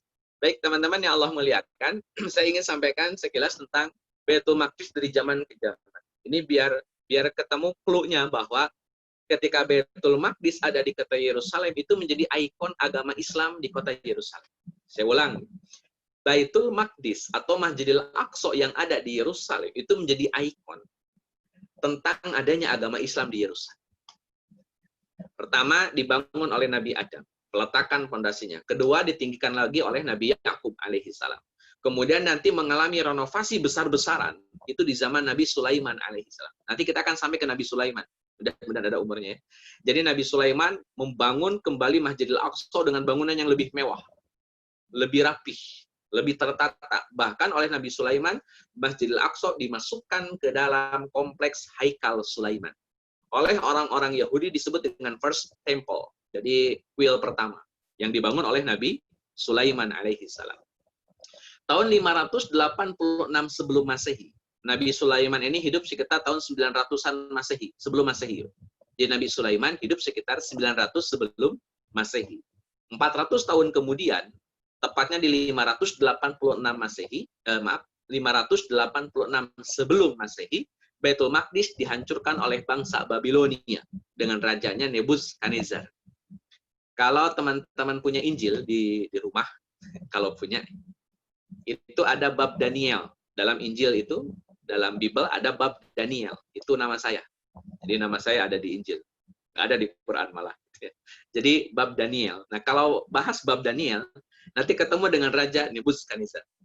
Ada cerita Raja Nebukadnezar, di mana Raja Nebukadnezar memasukkan Nabi Daniel ke dalam gua yang isinya singa, dengan harapan Daniel dimakan oleh singa. Tapi ternyata yang ada adalah singanya tunduk dan patuh kepada Daniel. Itu bisa dibuka dalam Bible. Ini kisah tentang hancurnya Baitul Maqdis itu ketika penjajahan Raja Babilonia yang bernama Kanezar, di mana para nabi Bani Israel dibawa ke Babilonia. Di antaranya adalah Nabi Daniel. Allahu a'lam. Kemudian di tahun 536 sampai 513 sebelum Masehi dibangun kembali oleh Bani Israel. Hancur, dibangun ulang. Tapi setelah dibangun ulang, teman-teman yang Allah muliakan, tahun 20 sebelum Masehi, Raja Herodes merenovasi Baitul Maqdis. Jadi bangunannya kurang begitu rapi, akhirnya direnovasi oleh Raja Herodes. Kalau teman-teman buka, Raja Herodes ini adalah raja yang hidup di zaman Nabi Yahya alaihi salam. Nabi Yahya itu hidup di zaman Raja Herodes. Dan sekaligus Raja Herodes, sekalipun dia punya jasa besar membangun kembali Masjidil Aqsa atau Baitul Maqdis, Raja Herodes pula lah yang membunuh Nabi Yahya alaihi salam. Jadi, ya satu sisi ada kebaikannya lah Herodes ini membangun kembali Masjidil Aqsa. Tapi beliau juga lah yang menjadi penanggung jawab atas kematian dari Nabi Yahya alaihi salam. Allahu a'lam. Kemudian dari Raja Herodes, beliau Raja Romawi tentunya. Karena Romawi sudah ada di kota Yerusalem sejak 63 sebelum Masehi. Sejak 63 sebelum Masehi, Romawi sudah ada. Tahun 20 sebelum Masehi, Raja Herodes tampil dan merenovasi Masjidil Aqsa, itu di zamannya Nabi Yahya alaihi salam. Di tahun 70 Masehi, berarti ini 90 tahun kemudian. 90 tahun kemudian, dari 20 sebelum Masehi sampai 70 Masehi, 90 tahun kemudian, Raja Titus, juga sama dari Romawi, membakar Haikal Sulaiman yang ada di dalamnya Masjidil Aqsa. Dihancurkan, di bumi hanguskan, dibakar, dihancurkan oleh Raja Titus dari Romawi tahun 70 Masehi. Ini Nabi Isa sudah diangkat ya, sudah tidak ada di bumi tahun 70 Masehi. Kemudian tahun 135 Masehi, seorang raja namanya Urianus itu melenyapkan simbol-simbol kota secara keseluruhan dan mengusir Bani Israel dari Yerusalem. Bekas Haikal Sulaiman dibangun kuil dewa Yupiter tahun 135 Masehi. Nah ini teman-teman yang Allah muliakan, Amr bin Luhai, seorang tokoh Bani Huza'ah di Mekah, itu datang ke Yerusalem tahun 140. Saya ulang ini pelan-pelan. Tahun 135 Masehi, Urianus melenyapkan simbol-simbol Islam di kota Yerusalem. Bahkan Bani Israel nggak tanggung-tanggung diusir. Haikal Sulaiman diganti dengan kuil dewa Yupiter. Ada ulama yang menyebutkan tidak sampai diusir seluruhnya, karena mereka butuh dengan para budak dari kalangan Bani Israel. Tapi kekuatan Bani Israel sudah tidak ada di tahun 135 Masehi. Amr bin Luhai datang ke Syam. Yang dilihat bukan lagi Haikal Sulaiman. Yang dilihat bukan lagi Masjidil Aqsa. Yang dilihat adalah kuil dewa Yupiter. Saat itu Romawi menyembah benda-benda langit, di antaranya bulan, bintang, dewa, planet, Uranus, Neptunus, Pluto, Jupiter, gitulah. Dan dibawalah satu berhala dari kota Yerusalem bernama Hubal, yakni dewa bulan. Jadi benang merahnya di situ, teman-teman. Ketika Yerusalem telah porak-poranda oleh orang-orang Romawi di tahun 135 Masehi, Amr bin Luhai datang ke Yerusalem tahun 145 tahun kemudian setelah Urianus menghancurkan simbol-simbol Haikal Sulaiman dan dibangunlah kuil dewa Yupiter. Makanya kenapa Amr bin Luhai terinspirasi punya berhala? Salah satunya adalah pengaruh dari Yerusalem yang sudah dihancurkan oleh bangsa Romawi. Lebih tepatnya adalah Urianus. Jadi ketemulah benang merahnya itu. Kok bisa Makkah itu kedatangan berhala oleh Amr bin Luhai? Karena Yerusalemnya sudah kehilangan Haikal Sulaiman dan Masjidil Aqsa di dalam. Dibangun kuil dewa Yupiter. Sampai nanti 500 tahun kemudian, tepatnya 530 Masehi, Kaisar Justinius membangun gereja. Ini kalau teman-teman cek ya, tahun 532 Masehi, itu Kaisar Justinius membangun gereja Hagia Sophia. Ini kaisar yang sama yang membangun Hagia Sophia. Dan tahunnya beda-beda dikit. Itu 532 kalau tidak salah pembangunan Hagia Sophia, 530-nya membangun Baitul Maqdis atau gereja tapi Baitul Maqdis tapi dengan settingan gereja, Tetap ada itu Baitul Maqdisnya, cuman settingannya sudah bentuknya gereja. Itu di tahun 530 Masehi.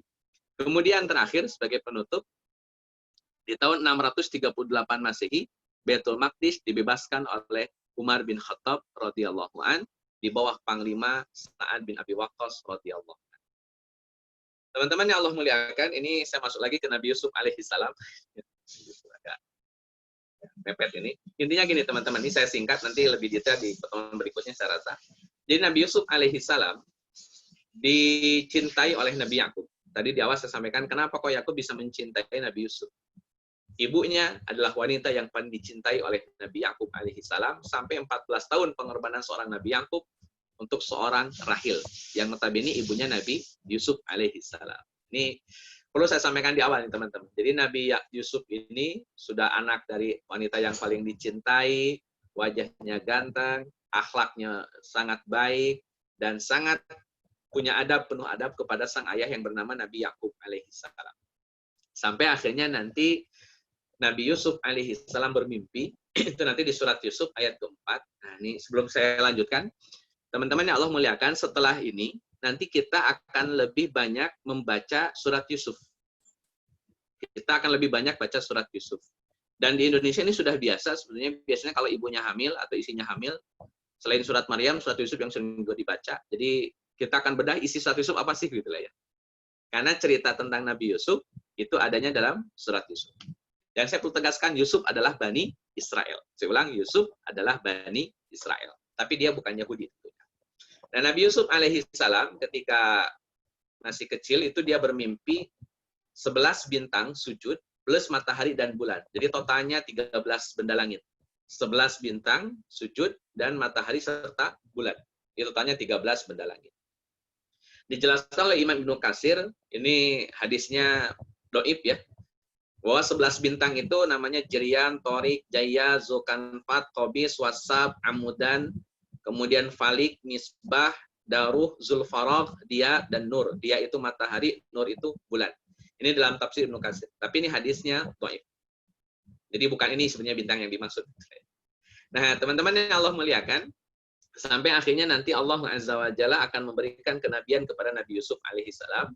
Namun sebelum kenabian, Allah memberikan tanda-tanda kenabian. Di antara tanda-tanda kenabiannya adalah Nabi Yusuf diberikan ilmu. Diberikan hikmah, itu tanda-tanda kenabian seorang Nabi Yusuf. Belum jadi nabi, tapi sudah diberikan hikmah dan ilmu. Ulang, belum jadi nabi, tapi sudah diberikan hikmah dan ilmu. Baik, saya tutup pertemuan ini dengan fakta bahwa ketika Nabi Yusuf mendapatkan keutamaan tadi, mendapatkan kecintaan dari Nabi Yakub, mendapatkan anugerah dari Allah kenabian atau hikmah sebelum kenabian, maka teman-teman yang Allah muliakan, saudara-saudaranya Nabi Yakub alaihissalam yang 10 orang, anaknya Laya, anaknya Bilha, anaknya Zulfa, 10 orang gitu. Artinya selain Nabi Yakub, selain Nabi Yusuf dan selain Bunyamin, Allah Azza wa Jalla memang mendesain demikian. Ya Allah alam, ini memang sudah baik desainnya. Jadi 10 orang saudaranya Nabi Yusuf itu dengki kepada Nabi Yusuf. Dengki kepada Nabi Yusuf. Betul-betul dengki kepada Nabi Yusuf alaihissalam. Maka dalam surat Yusuf ayat ke-8, Allah Azza wa Jalla gambarkan, "Idz qala la Yusufu wa akhuhu ahabbu illa abina minna." Kata Bani Israel yang 10 orang, bapak kita lebih mencintai Yusuf. Yusuf dan Benyamin lebih dicintai oleh bapak kita dibanding kita. Itu di surat Yusuf ayat 8. Ini kedengkian yang muncul di kalangan Bani Israel. Jadi saya perlu sampaikan dulu teman-teman, kenapa Bani Israel troublemaker? Kenapa mereka menjadi troublemaker? Karena mereka punya kedengkian di atas rata-rata manusia. Ini Masya Allah. Saya ulang, kenapa Yahudi itu troublemaker? Kenapa mereka gampang merubah agama? Kenapa mereka mudah membunuh Nabi? Karena Yahudi punya kedengkian yang di atas rata-rata manusia. Jadi nggak ada bangsa yang paling pedengki kecuali Yahudi. Nabi Yusuf itu saudaranya Bani Israel yang lain, yang 10 orang. Nabi masih ada Yakub di situ. Tapi mereka begitu benci sama Yusuf alaihissalam. Dengki sama Yusuf alaihissalam. Padahal masih saudara sebapak mereka. Masih darah yang sama. Bukan orang lain. Jadi nanti kalau orang Yahudi dengki sama orang lain, non Bani Israel, sangat dimaklumi. Wong sesama Bani Israel saja mereka dengki gitu. Dan sebagai poin penutupnya, dengki ini adalah dosa paling tua. Kalau teman-teman cross-check, siapakah makhluk yang pertama kali punya kedengkian? Jawabannya iblis. Jadi kalau boleh dikasarkan, ini mohon maaf ya, nanti boleh di-blip atau bagaimana terserah, tapi ini perlu saya sampaikan. Jadi, kaderisasi iblis itu berhasil. Kaderisasi iblis itu berhasil. Iblis punya kader-kader yang brilian. Di antaranya adalah Yahudi. Karena kedengkian seorang iblis itu diwariskan kepada kepada Bani Israel. Iblis dengki kepada Adam alaihi salam, Bani Israel dengki kepada Yusuf alaihi salam. Jika agama yang dianut oleh manusia tapi hatinya penuh dengki, maka itu tanda kehancuran sebuah agama. Allah a'lam bishawab. Saya rasa situ dulu barangkali. Nanti kita lanjutkan insyaallah di pertemuan berikutnya. Jazakumullah khair pada Ustaz Daniel yang setelah memaparkan materinya tentang sejarah dari Bani Israel, dari mulai sejak Nabi Ibrahim dan turunannya Ishak, terutama untuk Nabi Ishak dan sampai ke Nabi Yakub dan anak-anaknya. Insyaallah penonton bisa kita sesuai dengan saat yang tadi juga disampaikan. Jadi kita lanjutkan ke sesi tanya jawab, insyaallah. Udah ada penanya, Mas Eko. Silakan Mas Eko untuk pertanyaannya. Oke, jazakallah Mas Irfan. Assalamualaikum Ustaz Daniel. Waalaikumsalam. Ya, makanya itu kan mengenai Baitul Maqdis ya, yang sudah dibangun, ada pendapat Nabi Adam dan diteruskan oleh Nabi Yakub. Nah, pertanyaan saya adalah kenapa agama Yahudi dalam hal ini agama Yahudi ya sangat memuliakan Masjidil Aqsa, terutama untuk area tembok ratapannya, karena tadi belum diterangkan kenapa tembok ratapan itu begitu mereka ya bahasanya kayak menjadi kiblatnya mereka lah, sehingga mereka ibadah menghadap tembok ratapan. Memang ada apa dengan tembok ratapan itu? Itu aja pertanyaan. Assalamualaikum. Baik. Teman-teman yang Allah muliakan, jadi pertama yang kita akan pahami bahwa Yahudi itu kagum dan menghormati Masjidil Aqsa. Itu yang pertama. Jadi memang Yahudi sejak awal, maksudnya dari dulu nih bangsa Yahudinya, itu sudah meyakini bahwa Masjidil Aqsa ini min Baitullah. Rumahnya Allah itu Baitullah, sama seperti Ka'bah. Baitullah juga itu. Baitul Aqsa, Masjidil Aqsa juga dianggap sebagai Baitullah, sebagai tempat suci, tempat ibadah yang suci, dan itu sudah diyakini oleh Bani Israel secara keseluruhan. Sama seperti orang Mekah mencintai Ka'bah. Walaupun Ka'bah sudah banyak berhala, tapi mereka tidak melupakan Ka'bahnya. Karena di Ka'bah inilah kemudian dikenal dengan istilah Baitullah. Pun demikian dengan orang-orang Yahudi terhadap Masjidil Aqsa-nya. Walaupun akidah mereka sudah kacau, tetapi Masjidil Aqsa-nya tetap punya nilai itu, punya ruang, punya kecintaan yang luar biasa di hati orang-orang Bani Israel terhadap Masjidil Aqsa. Sekali orang ini Masjidil Aqsa secara keseluruhan dulu. Jadi tidak hanya sekedar temboknya, tetapi keseluruhan Masjidil Aqsa itu oleh orang-orang Bani Israel dan juga oleh orang-orang Yahudi memang dianggap sebagai sesuatu yang suci. Sesuatu yang suci. Jadi tidak lantas harus jangankan temboknya saja, itu pokoknya secara keseluruhan Masjidil Aqsa adalah tempat dan ruang yang paling suci, dan itu menjadi tempat dikaguminya oleh orang-orang Yahudi atau orang-orang Bani Israel, menjadi tempat yang sakral, adanya ritual, adanya penyembahan dan segala macam ada di situ. Jadi ini tanpa ada tembok pun, ratapan yang sekarang ada, Masjidil Aqsa tetap punya tempat di hati orang-orang Yahudi dari zaman dahulu. Kemudian, teman-teman yang Allah muliakan, di antara Masjidil Aqsa dan Haikal Sulaimannya memang ada dinding khusus di situ. Ini di antara distorsinya orang Yahudi. Jadi seharusnya yang dikagumi oleh orang Yahudi, sebagaimana yang dulu-dulu pernah dikagumi, adalah Masjidil Aqsa secara keseluruhan. Tapi lambat laun kemudian yang tersisa tinggal temboknya saja. Bukan Masjidil Aqsa-nya. Ini distorsi yang kemudian dilakukan oleh orang-orang Yahudi. Mereka membuang kecintaan terhadap Masjidil Aqsa, tapi berpindah kepada salah satu tembok. Di tembok barat, kan ini temboknya tembok barat, salah satu tembok yang digunakan oleh orang-orang Yahudi. Masjidil Aqsa sudah tidak lagi kemudian dihormati dan dikagumi. Tapi temboknya temboknya saja. Ini bagian dari distorsi. Bagian dari distorsi. Jadi harusnya Masjidil Aqsa, karena begitulah turun-temurun orang-orang Yahudi dan orang-orang Bani Israel memperlakukan Masjidil Aqsa.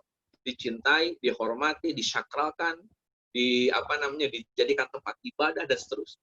Nah, distorsi mulai muncul, kecintaan terhadap Masjidil Aqsa berubah, yang muncul jadi tembok. Nah, tembok inilah yang kemudian sekarang menjadi tempat yang penting bagi orang-orang Yahudi, di mana orang-orang Yahudi mengadukan dosa-dosa mereka. Kalau dalam bahasa agama Nasrani ada kayak indulgensia. Apa sih namanya itu? Penghapusan dosa. Kan kalau orang Nasrani kan masuk ke dalam gereja, di situ ada satu ruangan, di dalamnya biasanya ada seorang pendeta misalkan atau seorang bapak begitu. Nanti si pelaku dosa ini menyampaikan dosa-dosa dia.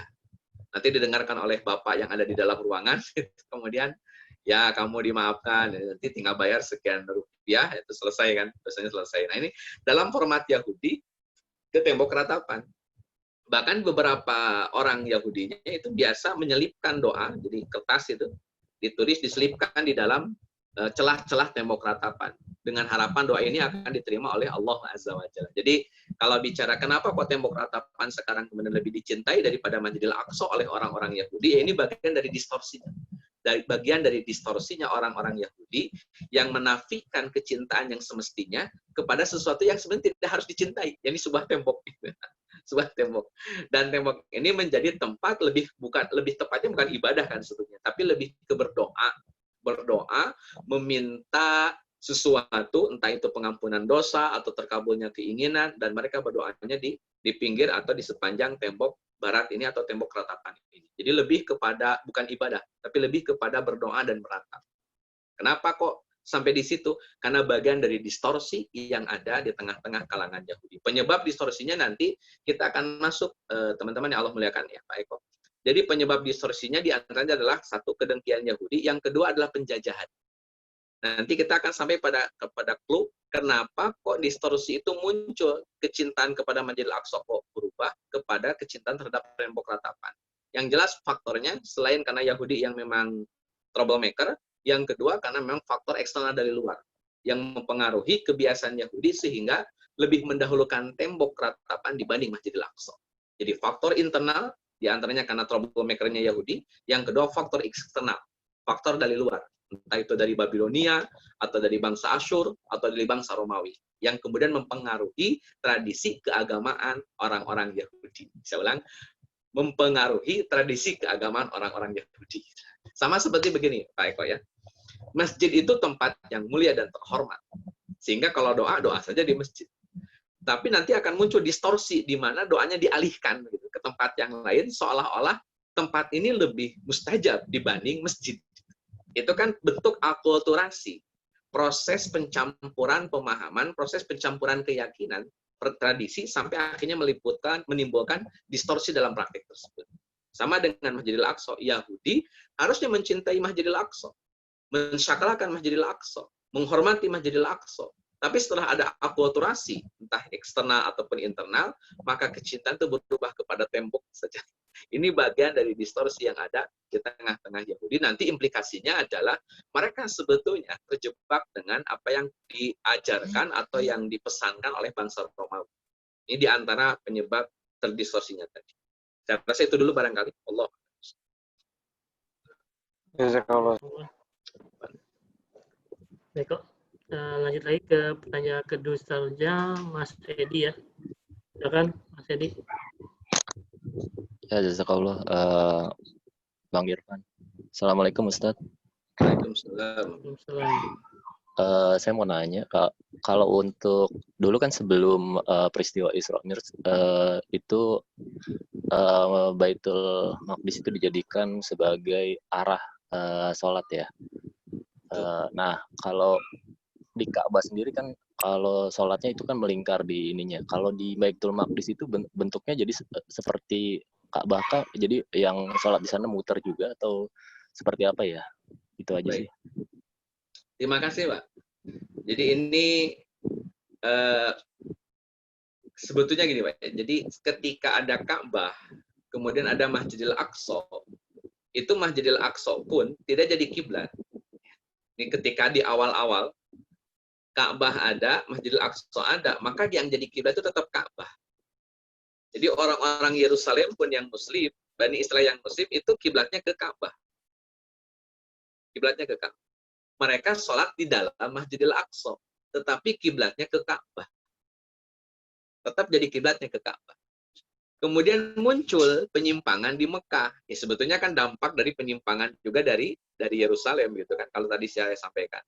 Di Ka'bah banyak berhala. Nah, karena banyak berhala, orang-orang Yerusalem, Bani Israelnya Yerusalem, itu tidak lagi mau menghadapkan atau mengarahkan ke Ka'bah. Karena di Ka'bah ada berhala. Akhirnya mereka tidak menghadap ke arah Ka'bah. Maka dijadikanlah Masjidil Aqsa sebagai kiblat oleh orang-orang Bani Israel. Kenapa kok dirubah kiblatnya oleh orang-orang Yahudi atau Bani Israel? Karena Ka'bah sudah banyak berhala di dalam, sehingga Masjidil Aqsa yang jadi kiblat. Jadi pindah dari Ka'bah, yang tadinya orang Masjidil Aqsa sholatnya ke Ka'bah, menghadap Ka'bah, karena Ka'bah ada berhala, jadilah Masjidil Aqsa yang menjadi kiblat. Dan itu dibenarkan. Artinya Allah Azza wa Jalla tidak memberikan larangan terhadap itu. Bahkan ketika Nabi Muhammad SAW diperintahkan sholat, saat itu pun yang menjadi kiblat adalah Masjidil Aqsa, tidak Ka'bah. Kenapa? Karena Ka'bah banyak berhala. Maka diarahkanlah ke Masjidil Aqsa. Sekaligus juga ini hikmahnya, di antara hikmahnya adalah karena Nabi SAW oleh Allah perlu ditegaskan bahwa kenabian Muhammad itu bukan hanya Arab saja. Kenabian Muhammad itu antara Arab dengan Bani Israel. Kalau Bani Israel punya banyak riwayat tentang adanya Nabi akhir zaman, maka Muhammadlah jawabannya. Nah, supaya mengkonfirmasi itu, mengkonfirmasi data yang ada di kalangan Bani Israel, data yang ada di kalangan Yahudi, maka Nabi Muhammad memang harus punya hubungan dengan Bani Israel. Di antaranya, kiblat pertama sholat kita adalah Masjidil Aqsa. Itu sebagai interaksi pertama Nabi Muhammad dengan Bani Israel. Yang kedua, ketika Isra dan Mi'raj, Nabi Muhammad SAW menyempatkan sholat dulu di Yerusalem.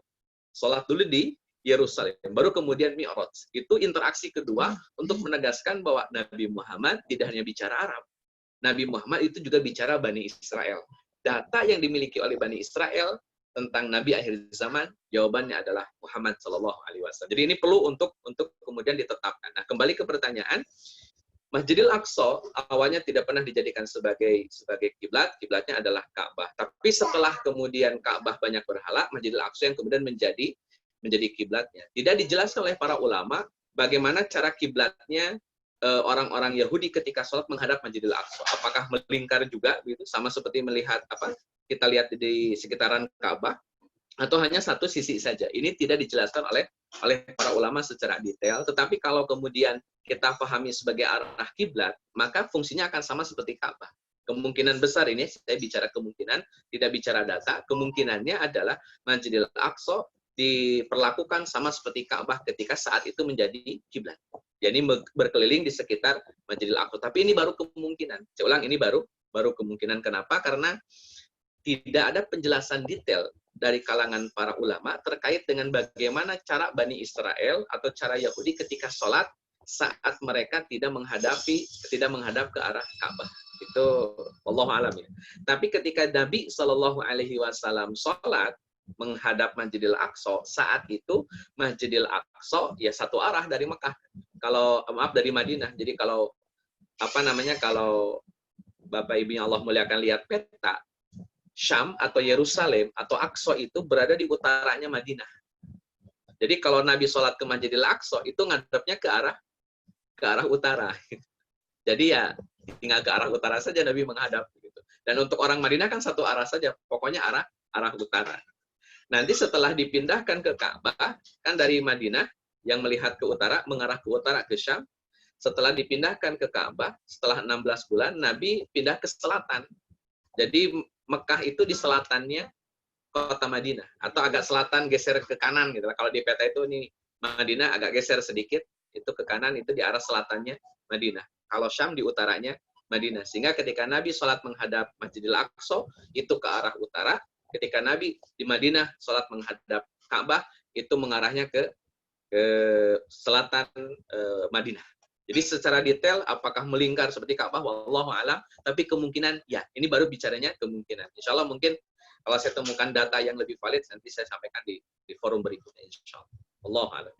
Jazakallah Ustaz. Penanya selanjutnya dipersilakan Mas Aldo. Assalamualaikum Ustaz. Waalaikumsalam. Aduh, tunggu. Ya Ustaz, mau nanya tentang riwayat Bani Israel yang sering disebut di dalam Al-Quran ya Ustaz. Baik. Itu apakah Bani Israel secara keseluruhan dari keturunan Nabi Yakub, di mana di Al-Quran itu sering Allah peringatkan Bani Israel gitu Ustaz. Apa atau beberapa kabilah atau beberapa kaum aja yang sudah mengalami penyimpangan gitu Ustaz. Kalau di Quran ada ya Bani Israel, baik lanjutannya uzkuru ni'matillahi atau yang lainnya, atau seperti di surat Al-Baqarah ayat 83, wa id akhadna mim bani Israila, Allah mengambil janji dari kalangan Bani Israel, maka kalimat Bani Israel itu berlaku kepada seluruh Bani Israel. Tidak hanya yang menyimpang, pokoknya seluruhnya Bani Israel. Tidak disebut sebagai sebagian saja yang menyimpang atau tidak. Ini Bani Israel berlaku untuk seluruh kabilah. Yang totalnya ada 12 kabilah. Nanti bisa dibuka mungkin di surat Al-Baqarah. Sehingga saya ayat ke-60 di mana Nabi Musa alaihi salam itu meminta kepada Allah Azza wa Jalla mata air. Jadi isinya wa idistasqa Musa liqaumihi faqul nadrib bi asaqal hajar. Kata Nabi Musa alaihissalam, ya Rabb, umat saya, kaum saya kehausan nih. Tolong berikan air untuk kaum saya. Maka Allah Azza wa Jalla memerintahkan, faqul nadrib bi asaqal hajar. Maka pukullah olehmu batu, maka nanti dari batu ini fajarat min husnata asyrata aina. Maka akan terpancarlah 12 mata air dari batu tersebut. Kenapa harus 12 mata air? Karena jumlah suku Bani Israel ada 12. Jadi kalau disebut Bani Israel, maka frame kita, mindset kita, itu akan tergambar 12 anaknya Nabi Yakub alaihi salam. Baik keturunan Ruben, Zebulon, Yehuda, Levi, Isakhar, Yusuf, Benyamin, Gad, Naftali, dan semuanya itu dibayangkan sebagai representasi dari kalimat ya Bani Israel. Jadi 12. Mau yang menyimpang, mau yang tidak menyimpang. Karena kalau Pak cek misalkan di dalam Al-Quran, kalau disebut Bani Israel, itu belum bicara penyimpangan. Jadi yang menyimpang atau yang tidak menyimpang ada di situ. Makanya tidak diidentikan kalimat Bani Israel itu identik dengan penyimpangan atau enggak. Dia paling mengingatkan, ajakan, janji, sebatas itu saja, informatif sifatnya. Tapi kalau sudah disebut Yahudi, maka itu identik dengan penyimpangan. Identik dengan penyimpangan karena Yahudi yang ada dalam Al-Quran itu istilah ini sudah dipahami sebagai sebuah agama, tidak lagi sebagai sebuah suku. Ya, misalkan di surat Al-Baqarah ayat ke-62, innalladzina amanu walladzina hadu wan nasara. Atau di Al-Baqarah ayat 120 yang ada kalimat walan tardo angkal yahudu walan nasara begitu. Nah, kalimat-kalimat Yahud di sini itu sudah tendensinya adalah agama, bukan lagi suku. Jadi Bani Israel yang sudah beragama Yahudi disebut saja dalam Al-Quran sebagai Yahudi. Adapun kalimat Bani Israel ini tidak ada nilai di dalamnya, tidak ada penekanan distorsi atau tidak distorsi, tapi seluruh kalangan Bani Israel yang 12 disebut oleh Allah Azza wa Jalla dan kalimat ya Bani Israel. 12-nya include di dalamnya. Menyimpang atau tidak, karena sifatnya memang ajakan atau cerita yang disampaikan oleh Allah terhadap Bani Israel. Baru kalau sudah disebut Yahudi, lebih besar penekanannya penyimpangan di dalamnya. Karena Yahudi yang ada dalam Al-Quran, penekanannya sudah masuk pada kategori agama yang baru, yang dianut oleh kalangan Bani Israel, dengan nama Yahudi. Allah. Ustadz, berarti yang 12 umatnya, kaumnya Nabi Musa itu berarti sama ya Ustadz ya? 12 yang dari... Sama. Oke. Yang meminta jadi, mata kan air. Nabi Musa itu, kalau dicek ya dalam nasabnya, Nabi Musa itu punya bapak namanya Imron. Imron punya bapak Kohit.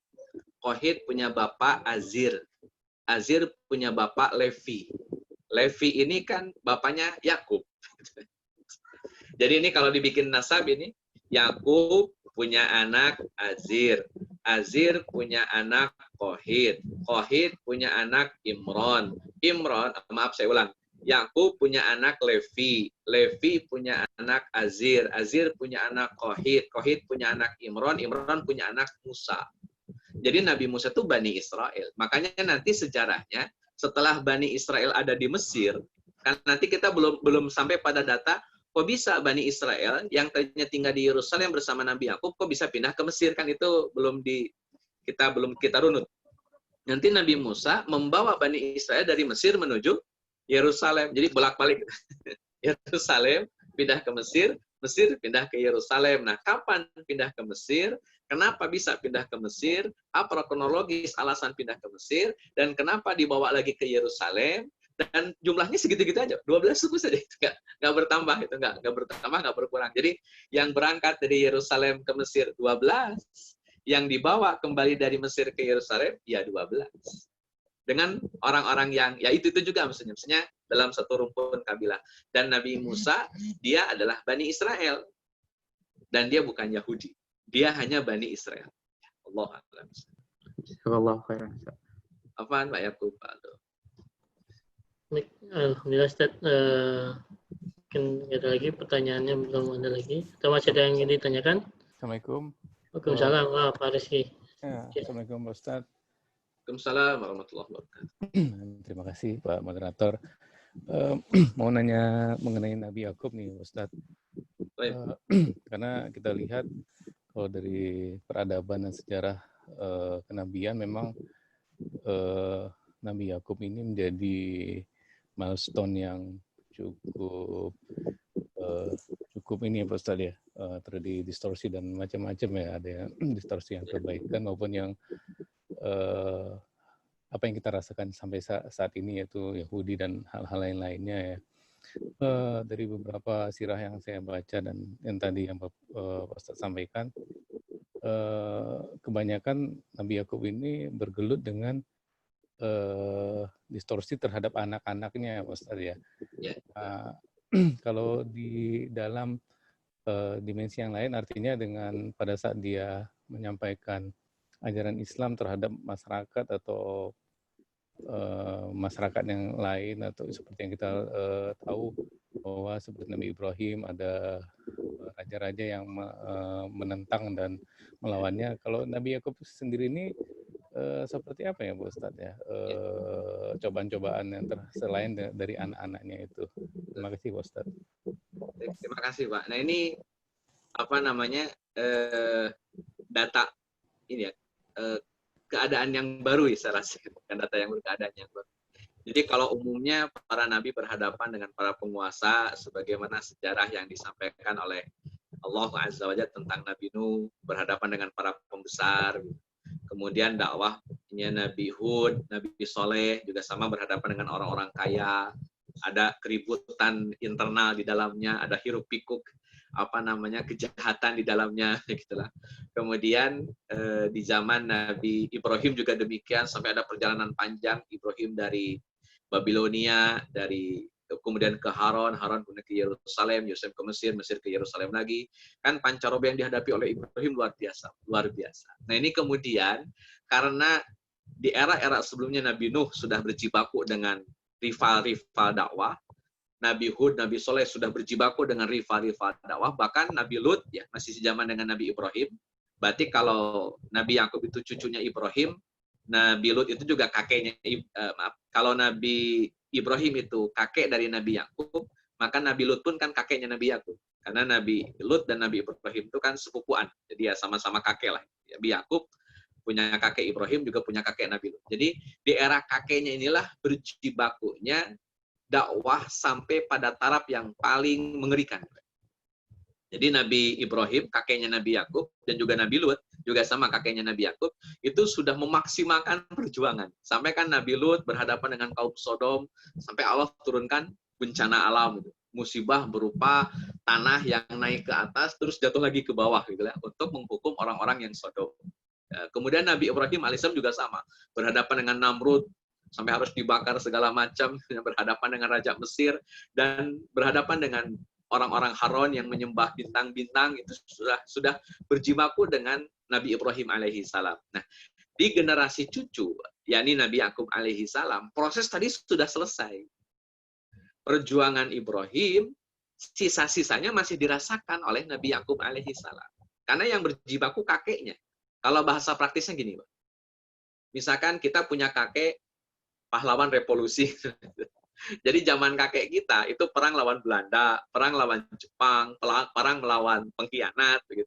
Di zaman kita sudah aman, sudah merdeka lah, sudah tinggal menikmati saja perjuangan itu. Sehingga kisah di era kita tidak sedahsyat kisah di zaman kakek kita. Tidak separah zaman kakek kita. Nuansa atau suasana yang dihadapi oleh kita hari ini tidak separah kakek kita. Nah, itu juga yang dialami oleh Nabi Yakub alaihi salam. Jadi Nabi Yakub relatif tidak ada gesekan sama seperti Ibrahim, tidak ada gesekan sama seperti Nabi Lut alaihi salam. Kenapa? Karena saat itu nuansanya nuansa yang stabil, sangat stabil. Ini juga sama dialami oleh keturunan Nabi Ismail. Nabi Ismail alaihi salam kan punya anak namanya Nabit. Dari keturunan Nabit ini nanti muncul Kinanah. Itu relatif aman, relatif aman. Jadi interaksi dengan non Islam di luar keturunan Nabi Ismail relatif tidak ada. Relatif stabil saja, aman saja. Dakwah berjalan dengan lancar, penerimaan berjalan dengan lancar. Di kalangan Bani Israel pun demikian. Nabi Yakub interaksi dengan non Bani Israel juga lancar, aman-aman saja. Jadi tidak ada peristiwa sedahsyat di zaman Nabi Ibrahim atau di zaman Nabi Lut alaihissalam atau di zaman Nabi Nuh alaihissalam. Itu relatif tidak ada. Maka berpindah nanti konfliknya karena tidak ada musuh dari luar. Kan ini umumnya gini, Pak ya. Kalau kita punya musuh dari luar, itu kita punya common enemy. Maka persatuan di dalam kuat, karena musuhnya dari luar. Tapi karena tidak ada musuh dari luar, bingung nyari musuh. Akhirnya musuhnya saudara sendiri. Saudara sendiri jadi musuh. Mungkin Indonesia harus dijajah dulu gitu ya, biar ada kekuatan melawan ini ya. Masya Allah ya. Tapi ya itulah kaidah. Jadi ketika Bani Israel tidak punya musuh eksternal di zaman Nabi Yakub, maka mereka akhirnya ya menjadikan musuh di antara mereka sendiri. Kalau dalam bahasa Al-Quran itu indah ya, kata Al-Quran, tasabuhum jami'a wa qulubuhum syatta. Kamu itu menganggap mereka bersatu padu, padahal hati mereka berpecah belah. Karena memang mereka mungkin ya tidak menemukan musuh dari luar, akhirnya musuh dengan saudara-saudara sendiri. Kedengkian muncul di tengah-tengah saudara-saudaranya sendiri. Jadi fakta sejarahnya memang Nabi Yakub alaihi salam secara perjuangan dakwah tidak sedahsyat Nabi Lut, tidak sewah Nabi Ibrahim alaihi salam, tetapi ujian itu bukan berarti tidak ada. Tetap ada, hanya ujian bagi Nabi Yakub alaihi salam itu nuansanya ya di sekitar anak-anaknya, di sekitar keturunannya. Dan ini tidak lantas kemudian difahami, oh kalau gitu Nabi Yakub enak dong, tidak ada ujian yang besar seperti Nabi Ibrahim, tidak ada ujian yang besar seperti Nabi Lut alaihi salam gitu. Justru ini menjadi kunci kedahsyatan ujian Nabi Yakub alaihi salam. Kenapa? Karena berhadapan dengan saudara itu susah. Dakwah berhadapan dengan keluarga itu susah. Rata-rata para nabi selalu kecele ketika berhadapan dengan keluarga. Rata-rata. Nabi Nuh alaihi salam punya istri, punya anak, gagal. Nanti silakan dibuka di surat At-Tahrim ayat ke-10 dan juga ayat ke-11 di mana Nabi Nuh alaihi salam harus menerima pil pahit bahwa istrinya, anaknya tidak selamat. Itu susah, Pak. Nabi Nuh diterima oleh 80 orang gitu. Di luar keluarganya, atau 70 sekian orang di luar keluarganya. Keluarganya sendiri nolak, istrinya lagi nggak jauh-jauh. Kemudian Nabi Lut alaihi salam, dakwah keluar diterima, tapi istrinya sendiri susah.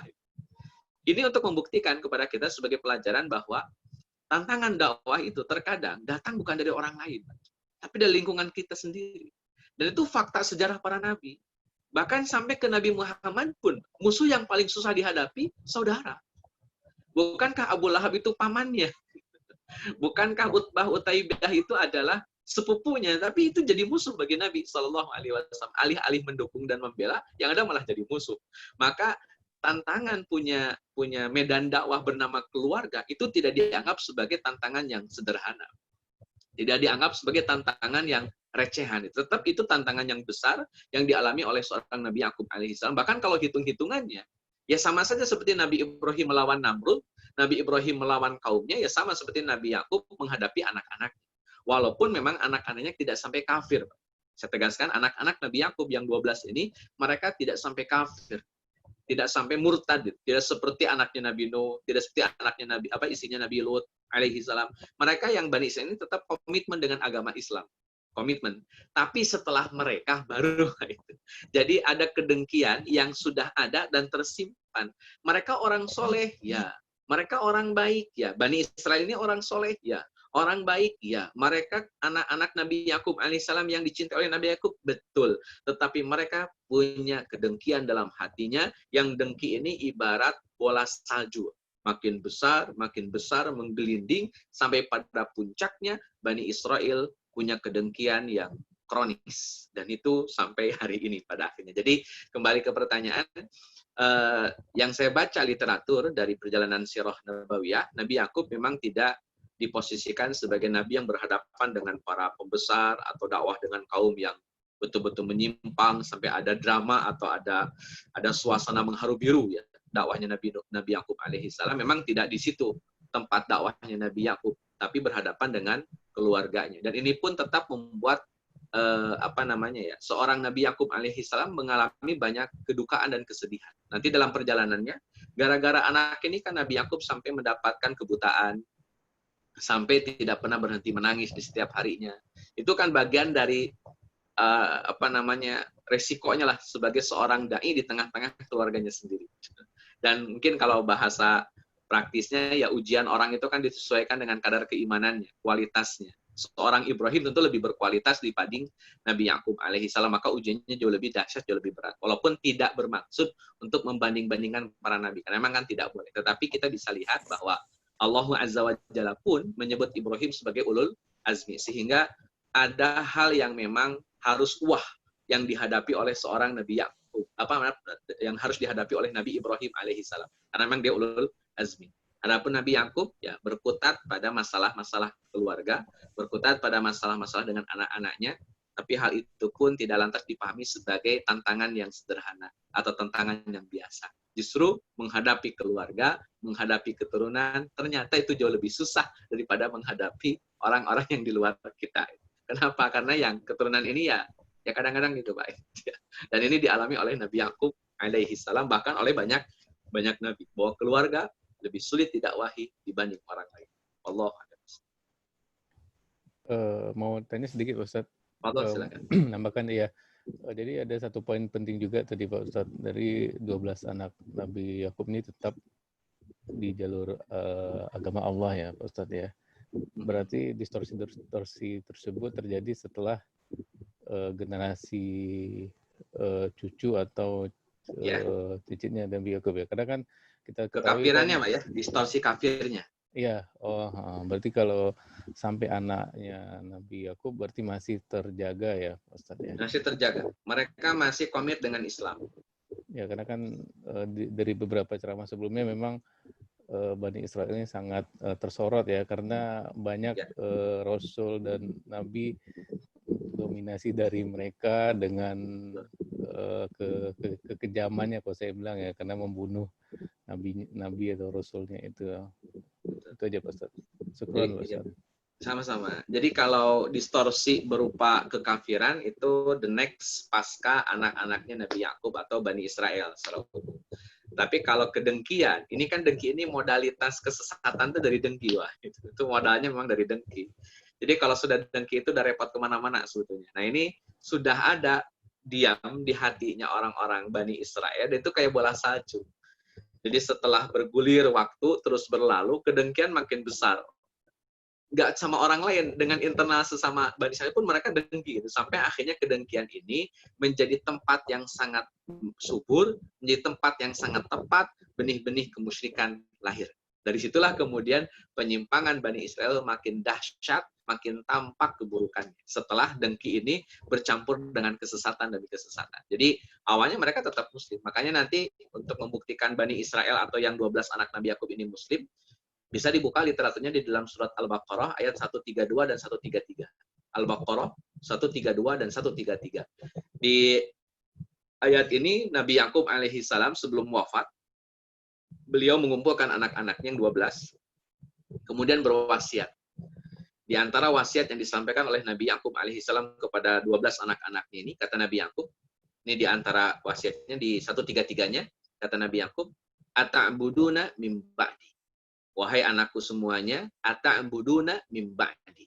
Kalau saya mati, kalian mau nyembah siapa? Ini dikonfirmasi oleh seorang Yakub. Karena tantangan dakwah Nabi Yakub ya anak-anaknya.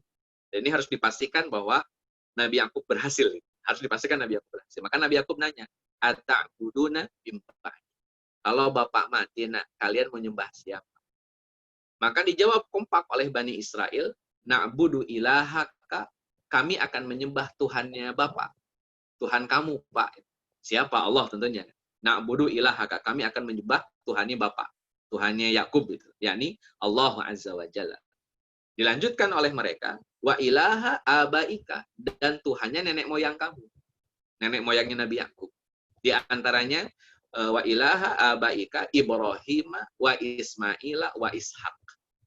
Tuhannya Nabi Ibrahim, Tuhannya Nabi Ismail, Tuhannya Nabi Ishak.